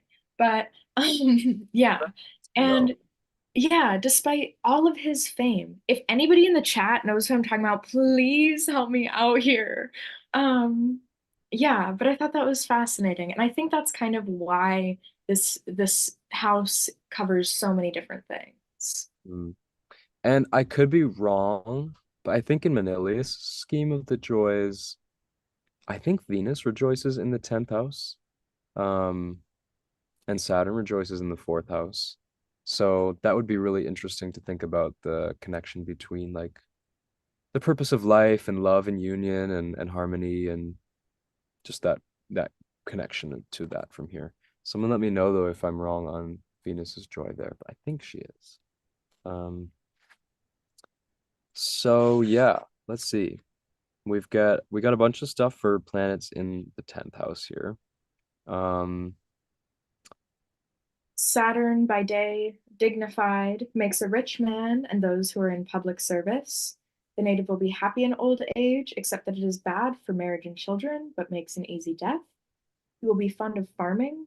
By night, it destroys the ancestral property, and it is bad for the marriage and children, and it makes lazy persons, gardeners, and water carriers, sailors, fishermen, ferrymen, and really poor people. What an interesting choice of words there. Um, and those who dwell around wet woods. yeah. So, Yeah, there's some really interesting things there, and it definitely ties into how I think a lot of the delineations for like a planets in the house can also come from like the aspect it's making to the other houses, like we talked about with Mars in the context of derived houses, but still like the square. Like for instance, here he says Saturn in the 10th in a night chart, he's the out of sect malefic, destroys the ancestral property, and like he's making the opposition to the fourth house, you know. So it's interesting to think about, at least from the fifth house, then from children, he'd be in the derived sixth. So, from the kid's perspective, that's not the best place. Um, yeah, just thinking about planets' aspects to other houses. mhm. Also, there's some comments. Jared said, uh, he died while his ex-wife was in Big Brother UK and watched the Tiffany Pollard clip. Um, Laura said Jimmy Carter said the best thing to ever happen to him was Rosalind. Rosalind. maybe And that, maybe that's who I'm thinking about. um, mm, I'm sorry. no, you're good. And then Sam also said it was a quote that resurfaced recently. I saw it on my timeline too. So yeah, Okay, cool. The chat knows what I'm talking about. yeah, Thanks, chat. um, yeah. It's interesting. I'm definitely curious to see if the Venus is rejoicing in the 10th for Manilius. I think so, but yeah, and it I makes love that though. Honestly, that's such a cute. You know what? I agree. Venus rejoices in the 10th because I've said it before, I'll say it again. Being a human being alive on Earth is about dance, food, and fucking. I'm so serious. We were put on this earth to eat and procreate, like literally, and to have fun. And now yeah. there's all of these crazy systems that make that so difficult. So, yeah, Venus does rejoice in the 10th, according to Stella. 10th house Venus. Okay. Um, anyway, Mercury in the 10th, resourceful people, good at everything, sensible, good children, honored in cities, you're called great. The luminaries in the 10th, without any aspect of the malefics, distinguished parents. The natives have many friends, dear to great men. And if the 12th part of the sun or moon fall there, the parents are also well born, which is something that's like directly um sorry, I just read Jared's comment. Also, okay, hold on. So, yeah, Laura said, it was a comment recently popped up on Twitter. David Bowie was also head over heels for Iman and said he couldn't stand to be away from her. Anaya said Bowie said his greatest achievement was marrying his wife. Interviewer said your career though, and David Bowie said nothing else matters. Um, Thank you. Laura was like, yes, when you were talking about the 10th house. George was like, spoken like a true Pisces Venus, Stella. Sam said facts. Jared said Eat, pray, love. More like eat, dance, come. I love And it. I love it. Laura said, "Can I get an amen up in here?" Amen. Amen. Absolutely. Love that.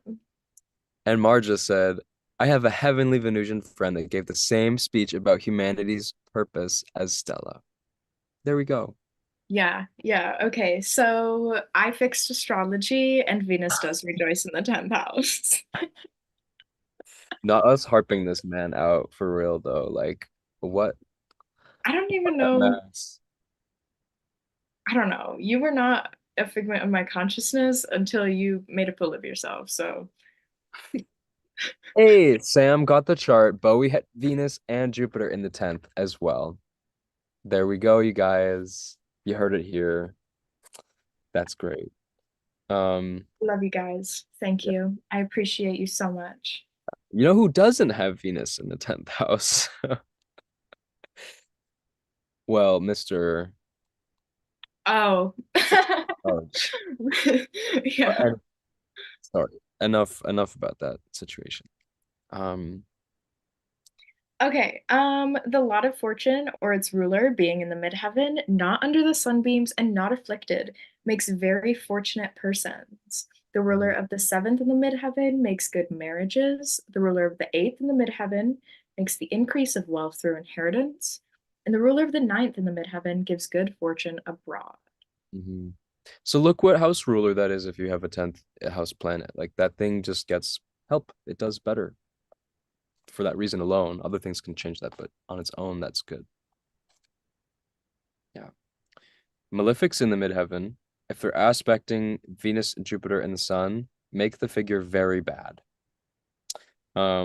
The natives will be miserable thieves, those who live with cheap women. Whatever they get, they'll lose. Their possessions are confiscated, or they'll be short-lived or die a violent death, especially if the moon is there. So watch out. Um, let's see. Now, nodes in the midheaven. That's always an interesting one. Basically, the ascending node in the midheaven with Moon, Venus, and Jupiter is just fortunate, distinguished, and loved. The south node in the midheaven, though, with Jupiter and Venus, unstable in their living. They'll be passionate and promiscuous. Whatever they get, they lose. Moderately unstable and needy. Um, and yeah, again, this goes back to our analysis of like the thing is reduced or amplified.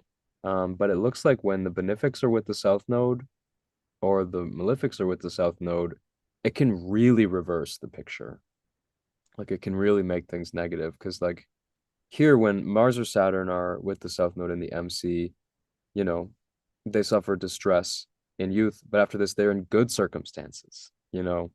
It says that they get things through domination and violence, right? So that's how they're getting it, but like that south node on a malefic can really make it positive in these cases, not just neutralize, but like in many places where he talks about that with malefic, it totally makes it like a functional benefic. Um, according to him, in these isolated cases, it does. So yeah. Um, what else we got here? I think it's fascinating that Mars is just so malefic, like in all of these delineations. Yeah. Like it's not even like Rhetorius is like one could have success in the military. Rhetorius is just like bleh, like unstable persons, prone to danger, leaders, I guess, ruler of life or death, or military commanders, but frightful to the districts. Like Mm, it's just really fascinating how Mars has this unruly, like almost like untamable energy that we don't quite see in the same way as Saturn. Like Saturn being the greater malefic, like there is, I guess, maybe more room in Rhetorius for that malefic still producing some benefit. And we see kind of a similar attitude with Jupiter as the greater benefic and Venus as the lesser. Like there is it's easier for them to falter on their significations and not deliver what's promised or Yeah. Yeah. I mean, I feel like it really just speaks to like the different role that those archetypes play. Like, do you want a bad thing that's cold or a bad thing that's hot? It's like if you're bad and cold, like it's gonna be a slow like freezing. But when you're hot, like it's bad right away. Like there's no question about it.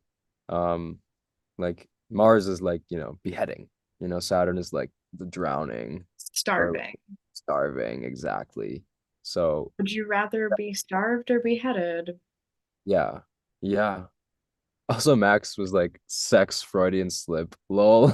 I know. I Oh my God. Laura said, I was like, no, go back to the sex version.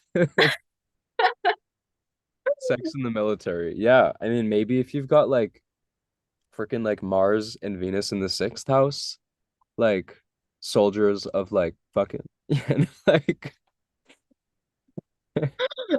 I don't know what I'm saying right now. There is a quote that I'm trying to recall. If it comes to me, I will share it, but I can't think of it right. All right. Um, let's see. Um, In the MC, people who are honored.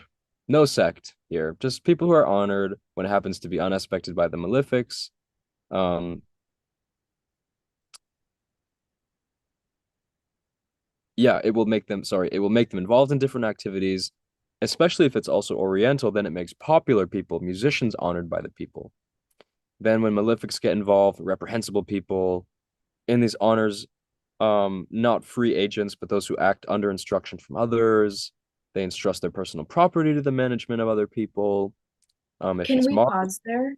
yeah, I think this is really, really fascinating because let's talk about Hollywood mm, and how that whole like yeah, like this is very celebrity. The first part of this delineation is totally just celebrities, you know? But you are managed, like you are the product in that case, and you have managers. You often have to give your platforms to others and have people manage your money and stuff like that. And you don't really have control in positions like that. Um, yeah, I thought that was extremely fascinating. yeah. That's what And like, I'm here. yeah, and like entrusting the property to others was like, wow. Like, you think about rich people who just like have other people like handle all of their stuff, you know? I don't know. It makes me Really? think of Britney Spears' chart because she has an angular Saturn Venus square, but it's not in the 10th. If it was in the 10th, it'd be the perfect example. But like she has Saturn in Libra in the first with Venus and Capricorn in the fourth. So they have this mutual reception. And like, she's just this like figure of the worst it gets in Hollywood of being a puppet to someone else. And who else worse than your own dad, which is of course why the first, fourth mutual reception and Venus is on the south node. Like that's why that's happening that way. But you can imagine that for many other people, yeah, they've got that benefic in the 10th, but it's got that square to Mars or Saturn or an opposition to the fourth house or something hidden that is like, yeah, it's like it's Mm. an illusion. They're I'm being reminded of Kim Kardashian also with her Virgo Venus in the 10th. yeah, and yeah, she has uh Mars and Sag in the first. Yes. Right? She's a Sag rising with Mars and Sag in the first. I'm pretty Mm, sure. I know she's a Sag rising. I'm pretty sure. Although he didn't say Mars for other people having other people's property, did he? Mm. no, he did not. Oh, well, he says if the star of Mars also casts an aspect into the star of Venus, just as was explained properly, those who are very indecent and notorious. Well, Venus in the 10th squaring Mars, there we go. Um, but if it chances to be a woman who has this configuration, she'll be promiscuous, a courtesan, and she'll remain in whorehouses throughout her life. Wow.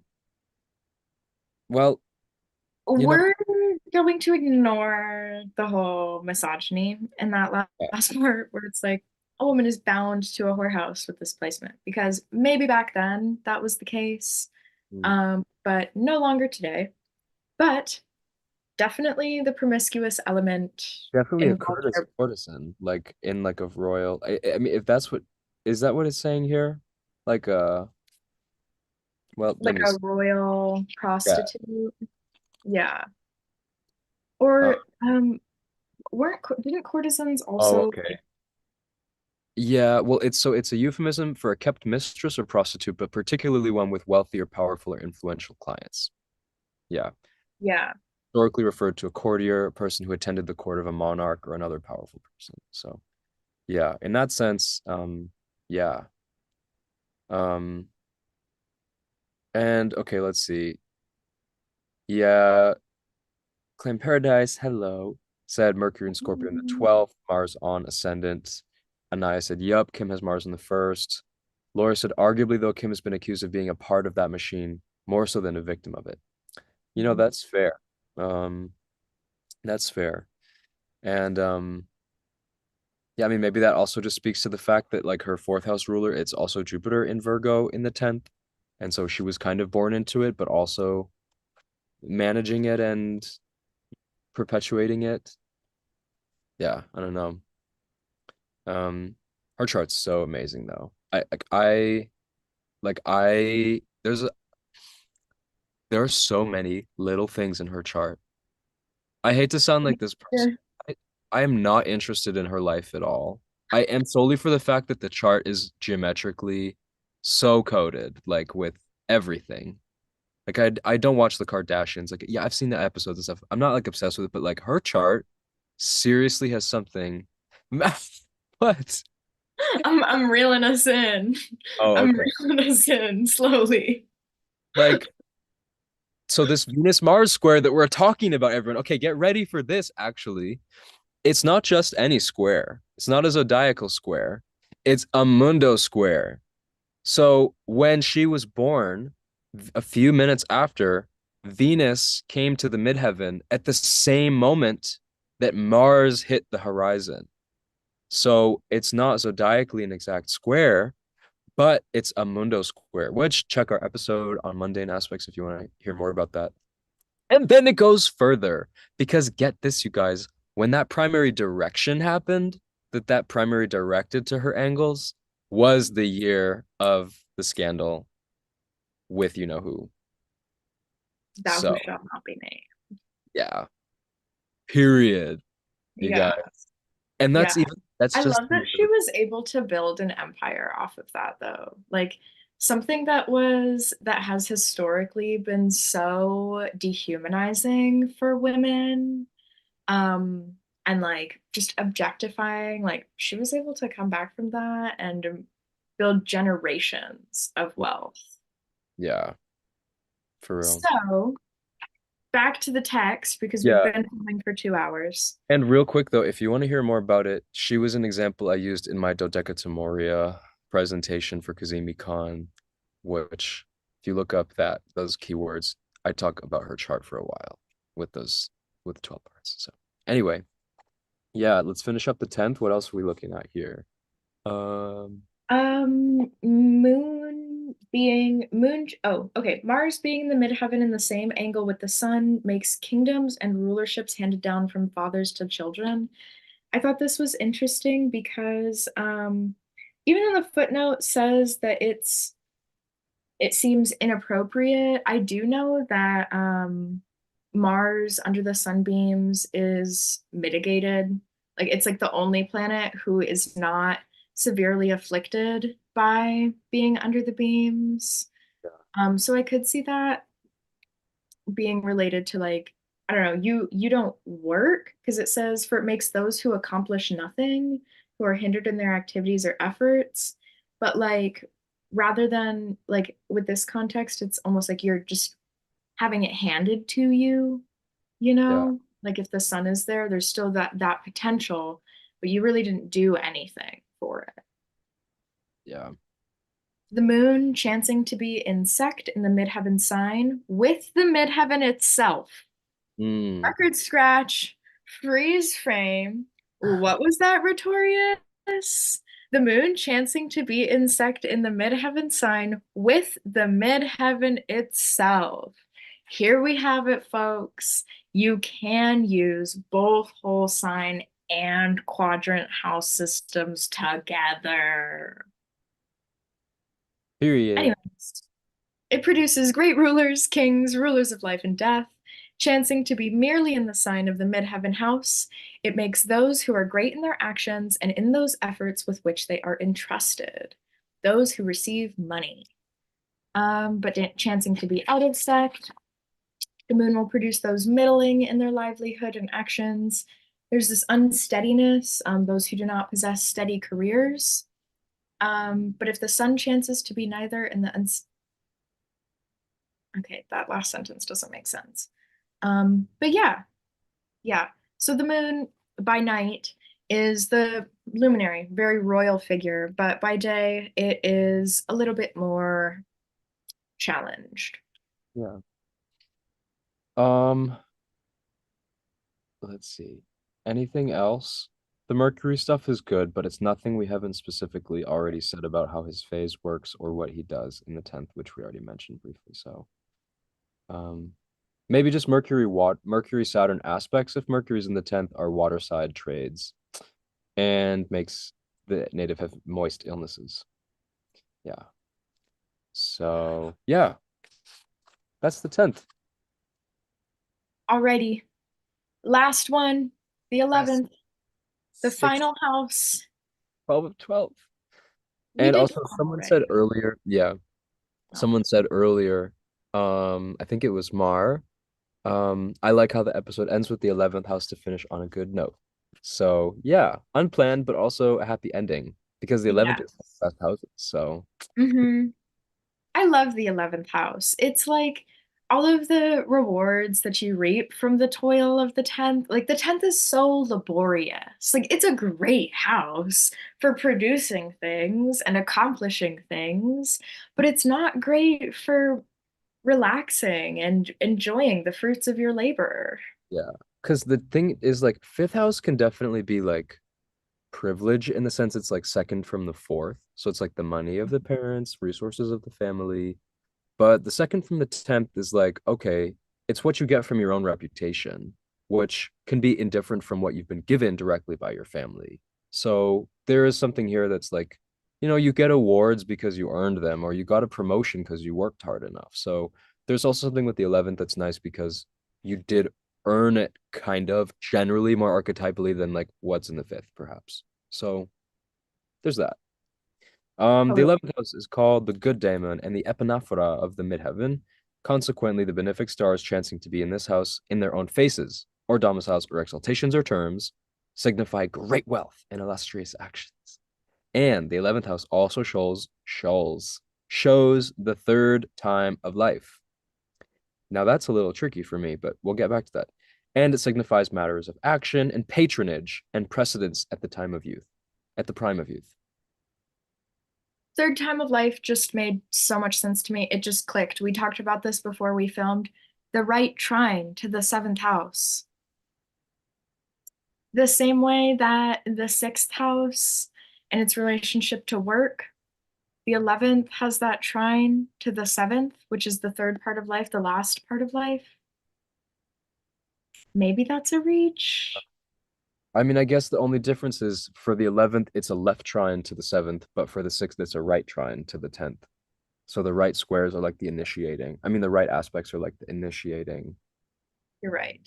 So, but it's still, yeah, it's trining the 7th.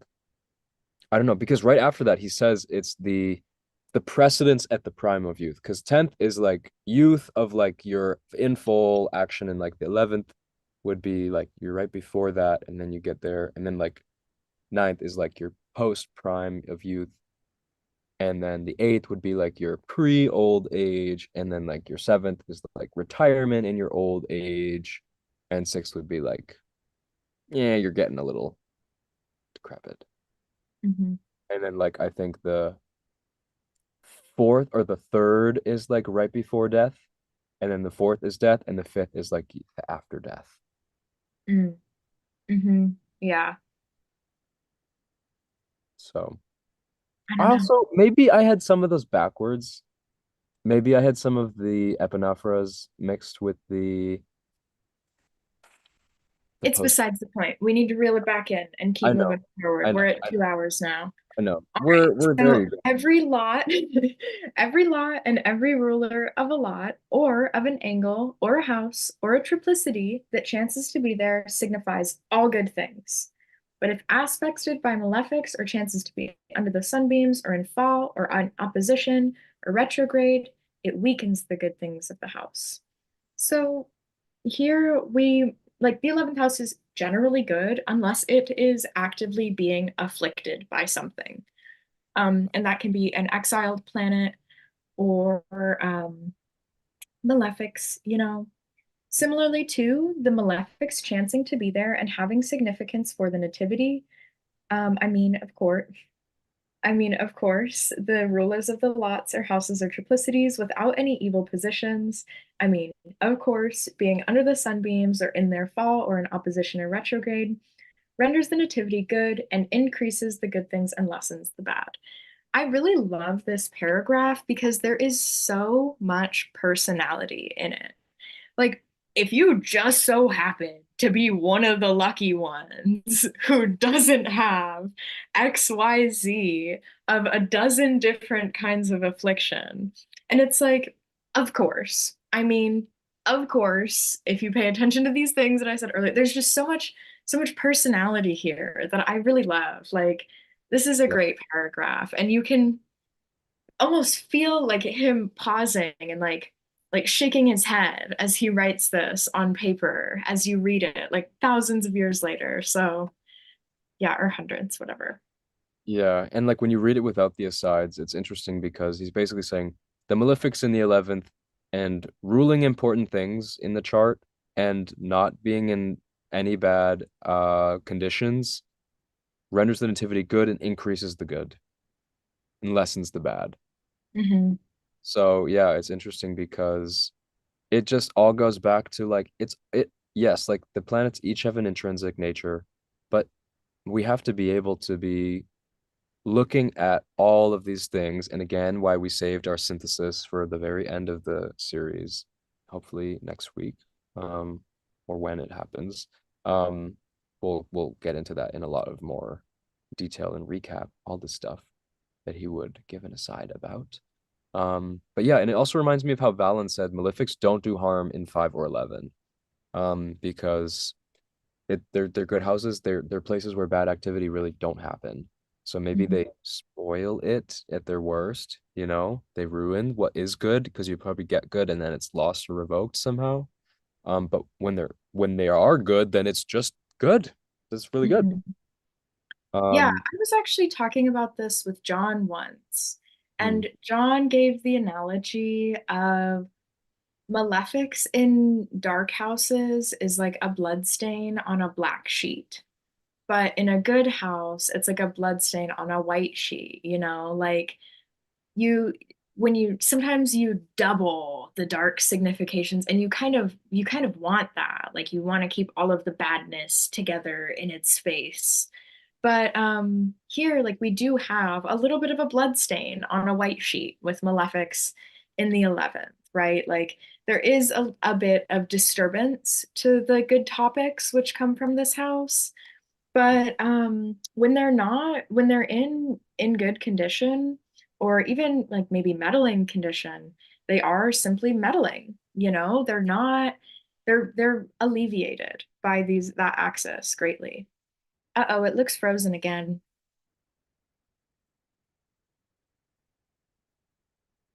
Wah, wah, oh, wah. Hermes, we're so close. Oh, hello. Hello. I can hear you now. Awesome. What was the last thing you heard? If I they're think, meddling, they're meddling. yeah, But I think that's we can move on. yeah. The last thing I wanted to say before we move further is interesting that he, first of all, benefics and mentions decans, houses, exaltations, and bounds because it's like anything they can have just amplifies the greatness. But Mhm. also the order, okay? Like these things aren't always just willy-nilly. Like this man sat there and thought about, okay, benefics in the 11th, oh, if they're in their own decan first, and then their house. And then, like you just wonder, like from his own personal perspective and summarizing all these things, he put the decans first. And again, I'm on team. Don't rank dignities. Don't point value them. It's terrible and it's disrespectful. Okay? Don't bully the dignities like that. Stop putting more patriarchy into a system that didn't have it originally. Heard, I'm sorry. heard, heard. No, I'm sorry. I was Um, not attacking you. no, I know you're not. I I'm just being silly. I know. I loved that you played along for my little tirade there. I love your soapbox. It comes out and we got Mercury Mars going on, so yeah. And This house is called the House of Jupiter because Jupiter rejoices when it's here. Of course, Jupiter rejoices in the 11th place. The house also signifies the matter of children. no, I Um, think that connects to what you were saying about the trine from the seventh, though, for sure. yes, yes, you're right. You're right. Um, yeah. Oh, I like this next paragraph after that, actually. If the ruler of the 11th house is in the ascendant and the ruler of the 12th house is setting, it makes the native wealthy in youth and moderate in old age. But if it's reversed, it reverses his luck. So that's really, again, the power of looking at which planets are in the ascendant and the rising signs, like anything moving up. That's first, and their topics that they rule are first. Then whatever's over here setting comes later. So yeah, I just think like it's always like really emphatic way to look quickly at like sequences and time ages. Um, yeah. And also like what's in 11, 10, and 9 all have to do with career somehow because they're high up and they're part of the prime of life. You know, Mhm, everything in 12, 1, 2 all do have to do with your childhood somehow. You know what I'm saying? mhm. Yeah, totally. Yeah, sweet. Um, Then we get the big section on the nodes. Do you want to skip that? yeah, we can skip that. One thing I'll say, we talked about this before we filmed on page 97. We think that he misspoke or miswrote here, where he says, because he Flipped up repeats the somewhere. ascending node twice, and Hmm. then like some of the, he's had like a very consistent pattern, right? Like Rahu increases goodness, but also evilness, right? Like it amplifies. Yeah. Whereas Because Ketu read the like sorry. whereas T2 diminishes. Hmm. And so, like, there's a bit of crossover here between what he has repeatedly throughout the text said as, wow, that is the second time I've accidentally said sex. Like, just like misspoke. I don't know what's going on. Um, So yeah, if you just read the first sentence, it's clear to me at least because he says, but if the ascending node is there with Venus and Mercury, all kinds of good fortune from women acquiring property from eunuchs. Then the second, and then there's a long paragraph about configurations with the ascending node in the 11th. Then second paragraph says, if the ascending node, chances to be in the 11th and Jupiter and Venus are there, instability in whatever he acquires, he will lose. So it must be the descending node that's with a benefic in the 11th because it's saying he gets good things and then they're revoked or they're lost. So if you're reading that and wondering what the heck is going on, that's got to be some mistake in the transmission somewhere along the thread. Um, Saturn in the 11th by day is great, especially if the sun is in the ascendant, your kingdoms, leaderships, and especially if the Saturn's getting the application from a waxing moon. Um, but if the sun's not there and Saturn's just by day in the 11th house, um, it actually just makes the good come with time. Because instead of like giving you this like amazing thing in your prime, which is like just a powerful configuration to have Sun, Saturn, 1 and 11, but if there's no sun there, you just have Saturn in the 11th, which is again putting the blockage or obstacle or in the earlier phase of your life. So he says you get there ends in the past with the passage of time. Mhm. Um, yeah, slower in Um, the passes. Yeah, Jupiter in the sign of the good daemon by day or night is made stronger. For in contests they will become victors. They will produce divine doctrines for mortals, and it fashions those who are perfect in their bones. Mars in the sign, interesting, in the signs of the good daemon. That's plural.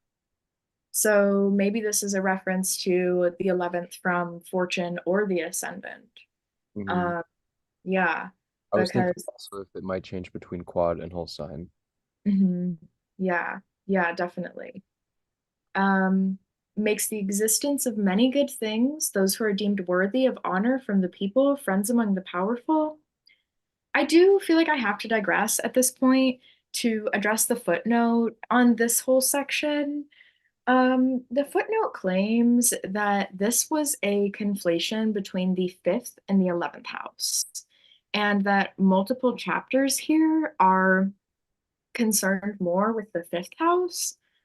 But personally, I think that I would be more inclined to believe that the fifth house delineations were the ones missing from the text, not the 11th house, because these align with a lot of what you hear about the 11th house. Frightful to troops possessing power of sword. Happy individuals, though, if Venus is there, it makes happy individuals those making profit, but chancing to be in these positions by day, it makes changes of place and living abroad on account of strange events that happen to them, become involved in dangers. Um, if the star of Jupiter or Venus is an aspect, it makes the time spent above profitable. It indicates those who are soon restored again to their own country. I I don't mean, know. I investigated it enough, honestly, to look back between them and also look at these sections that are kind of scrapped from Firmicus and think about where those are showing up in the Mathesis. mhm, Um, I don't know, but to me, if that footnote wasn't there, I wouldn't have thought anything. I mean, it doesn't same. specifically, like, there's nothing specifically about community and alliances, which is something that's thrown around, but like, you get this whole thing about like Nothing about kids. nothing about kids, though. There is stuff about victory and contests, which can be fifth housey. Mm. Um, but victory, again, that's can be 11th house in a sense. Yeah, that's very, victors are high up in the sky. They're elevated in the chart, you know? Because the 11th can be the children of the partner, or it could be the benefits of the battle. Like, right, the Right. fifth, seventh in that way too. So, yeah, this is hard to say. I'm unstatemented until I look more at it, I guess, but it looks fine. Yeah. I don't think it's relevant. Yeah. I just think it's worth mentioning. I feel like Oh, I have, oh, sorry. It's yeah, relevant if mentioning, but I'm right. just But it's not gonna like hinder, like nothing here is contradictory to anything we've seen about the 11th in other places. I wouldn't say so. Yeah. Um, what I like with Mercury coming up on the next page is that we get all these like specific um just little things with it. So also though, the first line says if Mercury is a morning star or evening, but that or shouldn't be there because then a few sentences later he says if Mercury is evening, it's like this. So again, there's a little error. But it says Mercury chancing to be Oriental and morning star in the 11th produces those who pile up the gold and inventors of good things, or else controllers of other people's money, those having the bearing of a demigod, long lived, many children. But if it's evening in the 11th, will not become a guard, nor a guardian of money, but a spendthrift of those valuables lying in secret places. It will make agents or those who are seen accounting offices, or teachers or geometers, or astronomers, or inventors of astronomical numbers, or those in charge of wrestling schools. So we still have a really good Mercury either way. It seems just more like the first one is almost more financial. And also, Mercury in finance has showed up pretty much in every house, by the way. That's something that, like, his commercial, like, uh, uh, Business, business related trade, activities yeah. is that's always there. It's not just writing, it is business and money handling.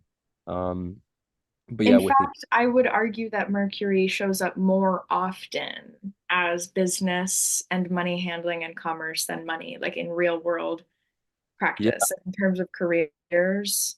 yeah. Because I mean, not everybody's gonna be able to handle somebody else's money, you know? Not everyone's a bank teller. yeah. But that's also why the evening star is interesting because the morning star Mercury is like, look at all my money and I have all this money, but evening star Mercury is like, let me deal with everyone else's money and everyone else's things that's going on. So it's kind of interesting because it looks like the story is like this morning Mercury is like something that's like very self-motivated or like with the spiritual thing, it's like they're the seers, like they see it. Whereas like the evening was more like they're like astrologers, like they calculate it, you Hmm. know. It's more oracular as a morning star and more calculating as an evening star, which is interesting because my teacher Rumenkolov teaches like if you have a morning star Mercury, like he's in his phase as like Apollo, whereas evening star is his phase as Hermes. Like it's more rational instead of more visual. So, yeah. I think the little comment about wrestling schools is so funny. You want to manage a wrestling school? Yeah, yeah. I'll manage a wrestling school. That sounds like a way to get a planner's sport. Yeah. Uh, Venus, coming back to what we were talking about relating to children, partners' children, Venus in the sign of good daemon, especially when it is Madatine, so morning star, even more when aspected by Saturn and Mars, produce those with no offspring or sterile persons, those unhappily married or sodomites or lovers of actresses, especially true when Venus is cardinal. And it denotes those increasing in worldly goods with the passage of time, those who are advanced by friends, charming, and good natured. So having Venus in the 11th is great for having friends, communities, right? You can be good natured, but that doesn't mean that you are childbearing, right? Or that you're necessarily loyal to your partner. this So, is technically what I think one medieval astrologer called a sorrow, where when a planet is in the house opposite to its joy, it could indicate some struggles with that thing, basically. mm, Um, so in this case, yeah, Venus opposite the fifth, he is bringing up non-childbearing people, which is interesting. Um, mhm, and specifically when she's a morning star, which she doesn't like even more. mhm. So, yeah. Um, I only have one thing left to say. yeah, yeah, go for it. Alrighty. Finally, the moon, chancing to be in the signs of the good daimon by night, will become very gracious. It makes rulers presumptive and settled in the first place and receiving good things from their parents, if indeed it happens to be unaspected by malefics. But by day it denotes living abroad, estrangements from the parents. It predicts separations or orphanhood, but with the passage of time it produces happy, prosperous individuals. Yeah. Moon. Alrighty. Well, There we go, you guys. We did the houses. who's Press the still here? soundboard. Press the soundboard like clapping. In If Twitter on Spaces. Twitter Spaces, like I'm waiting to hear that right now. Um, Yeah, literally. but yeah, that's it for the houses, which is a big thing because that means we're just gonna do the summary and then we're gonna start the new next stuff that's up and coming for the Mercs. So thank you guys for tuning in. And I have to say, we've had the whole time more than 20 people listening. And at sometimes we're up to 30. So it means so much that 20 of you guys are still here listening with us 2 hours later.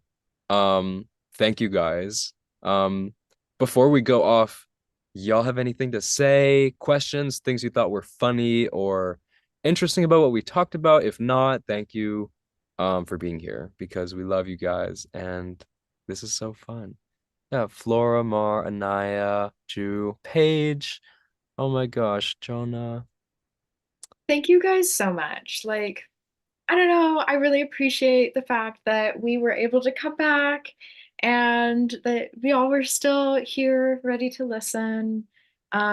We appreciate you so much. Mm. Thank you for being a part of the Mercuranians because we couldn't do it without you guys. And thanks for the help with the Oh the yeah. You all guys of help this. us out. Yes, like yeah, you guys really do help us out. Like we need y'all. So And thank we need you. the peanut commentary because people listening back in the future that aren't here live with you guys right now are like, whoa, like it's like people are live watching this and they're like talking to them and like that's cool. So I don't Yeah, know. You guys yeah. are immortalized for being here. Sid, oh my gosh, thank you guys. Um, Ed said we need a debilitated exalted breakdown from y'all. Like, um, you know, that's funny though, because I think the last episode that we barely didn't get to make before I left in 2022. Yes, I know. Because then we started Rhetorius, but that was actually the one episode we were so close to making. We had all the visuals and graphics made, And and we it didn't. just got really unruly. But Yeah, we can maybe come back to that for yeah. sure. And what do you guys want to see? Like, we have some ideas, but like the void is open right now. So, what do you guys like? If you guys have any thoughts, let us know. Yeah. Mm-hmm. Mm-hmm. Anaya said, thank you for fixing astrology. We're fixing it together, you guys. Look at the cool shit we're doing right now. Like, Yeah. I don't have like a bunch of time today, but like, do you guys want a space? You guys want to join a little Twitter space, like chit chat for a little while? Like maybe we could do that. yeah, Um, no, and I'm then down. okay. Um, Cool. Laura said, okay, people, let's see, hold on. Jared said this was such a great series. It was very fun. People said y'all slayed. Mar said the Freudian slips were very funny. They were, Stella. Thank you. Something Um, is in my mind today. Jeez. Like, um, Laura said Mercurians appreciating talking in real time. Yes, 100%. That's why we love it. Um, Lane Paradise back with Talismanic Sigil and Esoteric Pod. Now that's also something we've talked about, and we wanted to talk about it actually, or we've talked about maybe discussing it in the context of spear bearing, which is something we talked a lot about, and combining those things in an interesting way, like electional protection kind of thing. That was something we've kind of like had on the idea list. we're gonna pick out an election for like 2037. Yeah, I know. Saturn and Libra. Um, okay, take me to the Book of the Dead. Ed, come Wednesday the 24th. I'm getting all up in the funerary texts, in the coffin texts. Come by. It's gonna be an amazing time. Oh, I'm I'm sorry. Yes, the 24th. You just mentioned something that reminded me of something that I forgot to announce earlier. I'm Yes. sorry because of that date when it's Yeah. happening.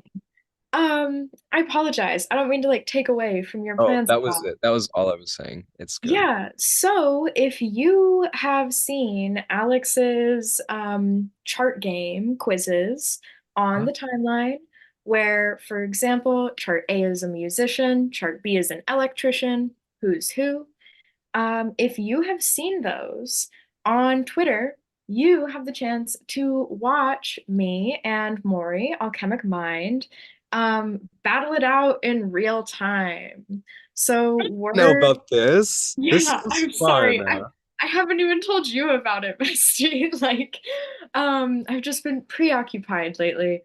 But so yeah, there's gonna be five charts. We're gonna break it down, see who is able to delineate who is who, most reliably. And Oh. so it'll be a similar format. It'll be streamed live. Somebody mentioned a little while ago, like betting on who was gonna win, or like casting a horary for Oh when my the God.